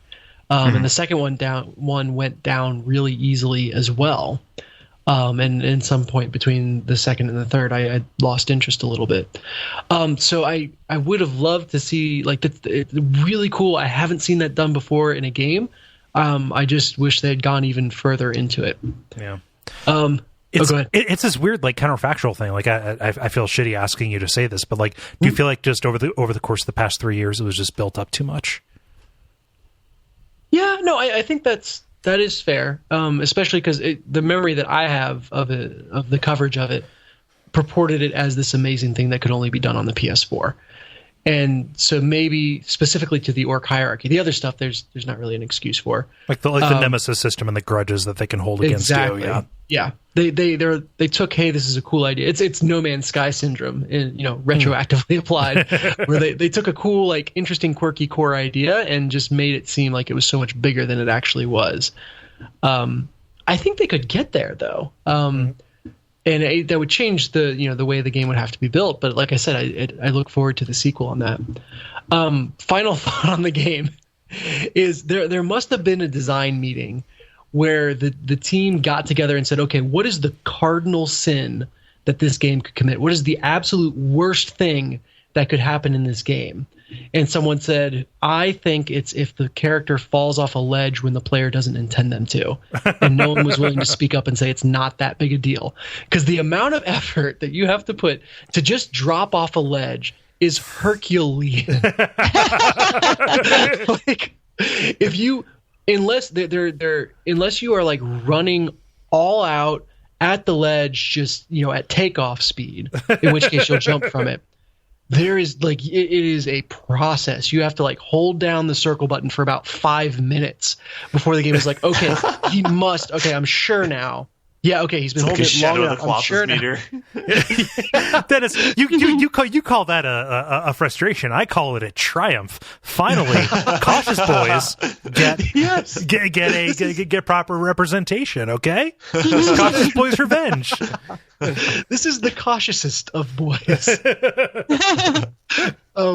Yeah, it's just a really weird decision. That even to the point where like you climb up a tower.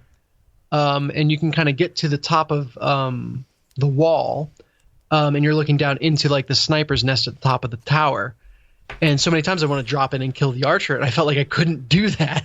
Like, or just either I took out the archer with an arrow, and so I climbed to the top of the tower, and I just wanted to stand where the archer was standing, and I couldn't do that. Like, it kept on either jumping to the opposite ledge or hanging and then climbing back up, and like it just so cautious.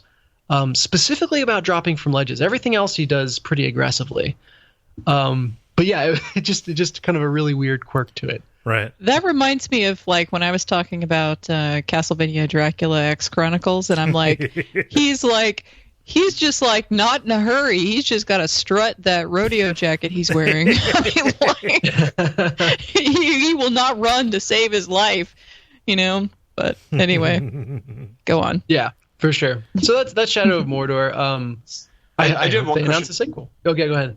I'm not too prepared to talk about it since I haven't played it in so long. I haven't thought about it in a while. But did they have one mechanic? Because you said that the bosses went down easily. One of my memories of the game is that they had a cool system where, like, when you kind of invade a base or whatever where a general is, and you try and like take down people silently first so that the alarms don't go off. But then, like, as you start openly attacking people, like, doesn't like an alarm system like go up and up and up, and like soon it becomes like almost impossible to take them out if you wait long enough and without killing the target. Is that the case? Is my memory at all correct to what the game is? You definitely, if you go in loud, you will be so swarmed with regular orcs while you're trying to fight the main guy that it's impossible. Okay. Honestly, I think that first path of killing the ranks of the first war chief and then ultimately killing the first war chief is kind of treated as a tutorial. And again, that was underwhelming. But so that fight was really not very hard. His weaknesses, like he was a tougher enemy, but his weaknesses were still fairly obvious. Okay. What was he weak to? It was like the special attacks, the circle and triangle, which you're doing in combat anyway. Okay. The second one, what was this is funny. Like they touted making them so unique and special each time, and I can't remember what was special about them. But yeah, the second one, I think maybe I just lucked out. I don't know, but I didn't think the fight was that hard. And it might have been that his weakness happened to be roll the dice, and it happened to be to normal attacks or something. Because the third guy that I went after, and I died to him once or twice, was he was only really vulnerable to ranged attacks or mounted attacks, and there weren't any mounts in his area. Okay. And so that made him difficult, but I got to him so fast. Like I was really incredibly easily able to figure out who he was and where he was, and it didn't feel like getting to him was a process. It just all happened very fast, and I actually had all of the war chiefs revealed, and like knew all of their strengths and weaknesses. Now it was just a matter of going and getting them. Whereas I think really what I would have loved to see is more of a process of discovery and intrigue, which is what they promised. Maybe like a taller pyramid. Exactly. Yep. Gotcha. Not even necessarily wider, just deeper. Yeah. So I want an obelisk. As opposed to a pyramid, but what I got was an anthill. Don't even come at me with a ziggurat. Yeah. Cool. Yeah. What else have you been playing? I also dived into Sunless Sea for a little bit. Yeah, I saw that. That was on sale over the weekend. Yeah, it's a fun little game. A really interesting blend of text-based adventure, which I know like Fallen London, which the game is based on, is primarily all done through like Twitter and text. Yeah. And then actually like a physical interface, and you're traversing across a map with the ship.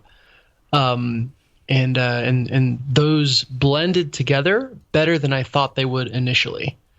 There are some hiccups, just the coding on it where like you'll mouse over some item and it'll say like, you have a god's attitude towards you as a status in your inventory, and it's actually like an inventory item that you can see.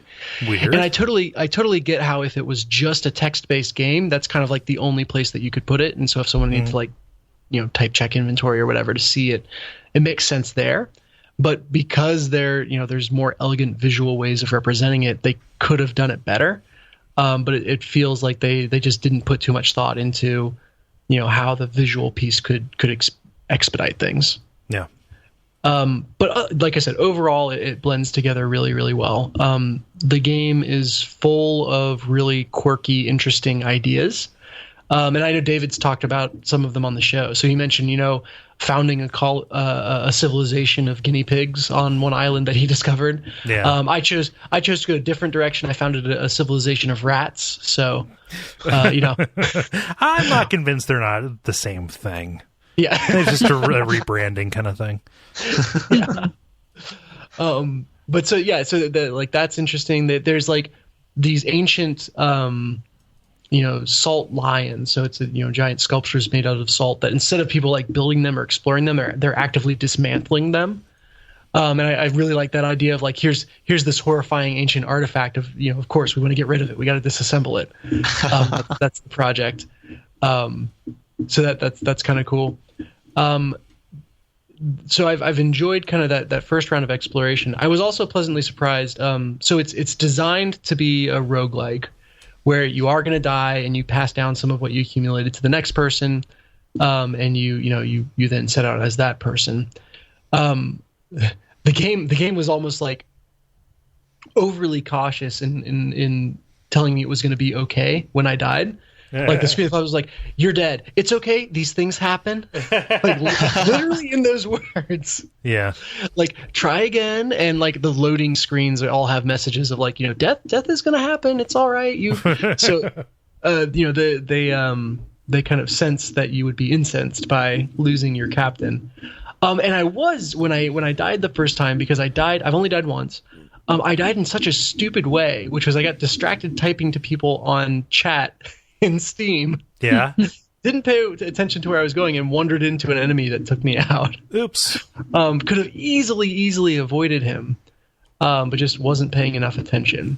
Yeah. And I think that highlights an interesting balance in the game, because the game does have a lot of low points, or if negatively you could say dull points, where you've explored this area of the ocean before. Mm-hmm. You're going to X island for Y quest, and it's just going to take some time to get there. Yeah. And if I felt like that was unintentional, I'd be really annoyed with it and pissed off and be like, they're not being considerate of my time.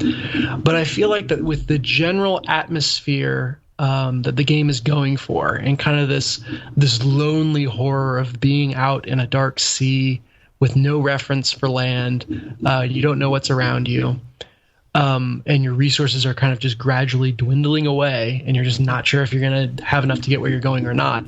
Like, it feels like those low points, or that those slow times are really designed into that atmosphere. So yeah. I'm more okay with it. And so, a smack of the hand for me for checking Twitter while I'm going from place to and not reveling in that experience. So that that was interesting.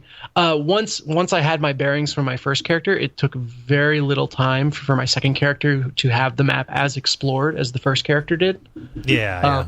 So very much a knowledge compresses space game. Right. But I've reached the point again now where I'm kind of floundering for what to do next. I don't really have enough money to do the run. Like, I need to invest 200 coins here to make 500 there, and that was my primary way of making money. But I don't have 200 coins right now, and I'm not really sure how to build back up to the right amount of money. Seems like the kind of game where like checking a wiki or talking with the community might not be a problem. Yeah, and I think it's very much assumes that, like, hey, thing Y sells for X in port Z and for B in port A, right? And so just run back and forth between those two. I imagine I can find that pretty easily if I look it up. I feel a little bad that I've gotten this far in the game without doing that, and that has led to a lot of more organic exploration. Whereas when I break down, and I think it will be a when, and just look up where I need to go to make the money that I want to have, that'll be a little bit of disillusionment. But overall, the experience of playing the game has been worth it, and the stuff that I've found, just kind of reading and experiencing that, has been rewarding enough that I don't think I'll lose too much by just looking for where to go next. Hey Dennis, do you have like a washing machine running in the background? I was tapping my leg while I was talking. Yeah, that's creating like a weird like washing machine kind of thing. It's not like terrible, but I just want to make sure it doesn't go on. Okay. I'm actually podcasting from a train. Okay. Just no, but that sums up my thoughts on Sunless Sea. Cool. Yeah. I don't know that I have anything else to add besides that is a game that I hope to eventually play. Mm-hmm. Yeah, get it before Sunless Skies comes out, I suppose. But then when Sunless Sky comes out, that'll be content complete. So then I can play it without worrying that something will be added on top of it. Mm-hmm. Yeah.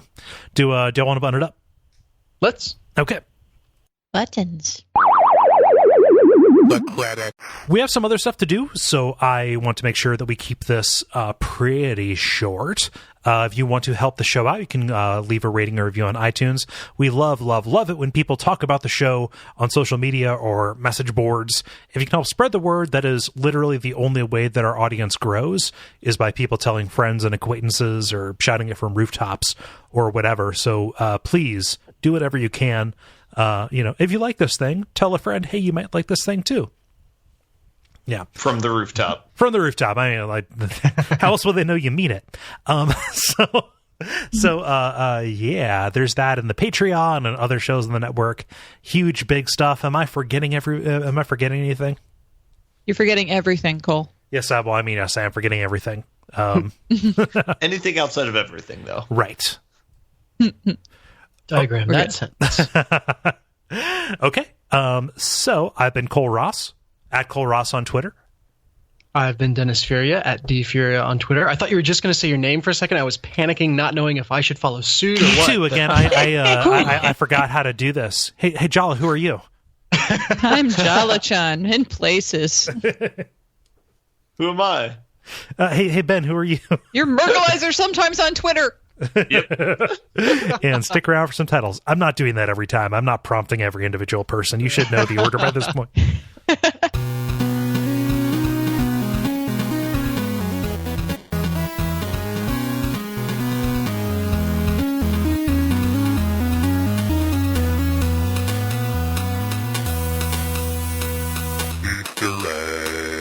Any titles that you want to throw in? Yeah, I got some. Okay. Most of them are Dennis-centric. Dennis, Ooh. you're just like attention hog this time. Okay, so my list of titles is the Cole Show. So. Oh. Okay, Lord Your Chalice. Lord Your Chalice. That's what you were talking about when you were like, Lord Your Chalice, because you've got the big cup at the beer festival. Daddy's sick, Lukey. Can I just put that down to Daddy's sick? Sure. Okay. Apropos of basically nothing. I have that one as well. Okay. Apocalypse later. Spooky secret algorithms. Also, Dennis's Sunday morning. Okay. Cautious Boys Revenge. Mm-hmm. And finally, the cautiousest of boys. Cautiousest of boys. Okay. That's it. All right. Dennis, what you got? Yeah, I've got Mutually Assured Humiliation. I had that as well. That was my one. Yeah. Yep. I've got Explosions, Rugrat style. Sorry, spelled Rugrat style, not Rugrat style in the title. So just Explosions. And then I also had Cautious Boys Revenge, but Cautious Boys was spelled Cautiusboix. Oh, of course, that's how I wrote it. Come on, you're talking to man. I should know. Game recognized game. Yeah. Well, you got anything else? No, that's it. Okay, Ben, what you got? All right. I also had Apropos of Basically Nothing. I had Everything is a Combination of Everything. I had That's Why You Never Prepare. I also had Apocalypse Later. I also had Mutually Assured Humiliation. I had Floor Gumbo. That was from off time. Yeah. Yeah, it was. Yeah. But also from off air, I had Siphoning from the Rug Doctor. Like that one. And then Accidental Cosplay. Polygonal Ass Slimes. And the Cautious I almost read of that. I was Boys. like, that won't get through. Yeah. And what was the last one? The Cautiousest of Boys. Cautiousest of Boys. Okay, so the ones that there may have been one that I missed in the middle of yours, Ben. You rattled them off pretty quick, but I think I got them. The two that have the most, or the three that have the most notes or votes: Mutually Assured Humiliation, Apropos of Basically Nothing, and Apocalypse Later. Do we have any favorite between all of those? I would say, Cautious Boys Revenge and Cautiousest of Boys showed up in different forms, but I also want to have one of those in the running. Okay. I like Cautious Boys Revenge more, unless there's same. Same. Jala. I'm pretty good with all of them. I have no preference. Okay. Jala. I like Apropos of Basically Nothing personally, but okay. Yeah, that's the tiebreaker. Apropos of Basically Nothing. There we go. Cool. Let us, sorry, Ben, to kick you off. Let us do this Machinarium thing relatively quickly. I mean, not like rush it or anything, but you time stretched there. unintentionally being a robot.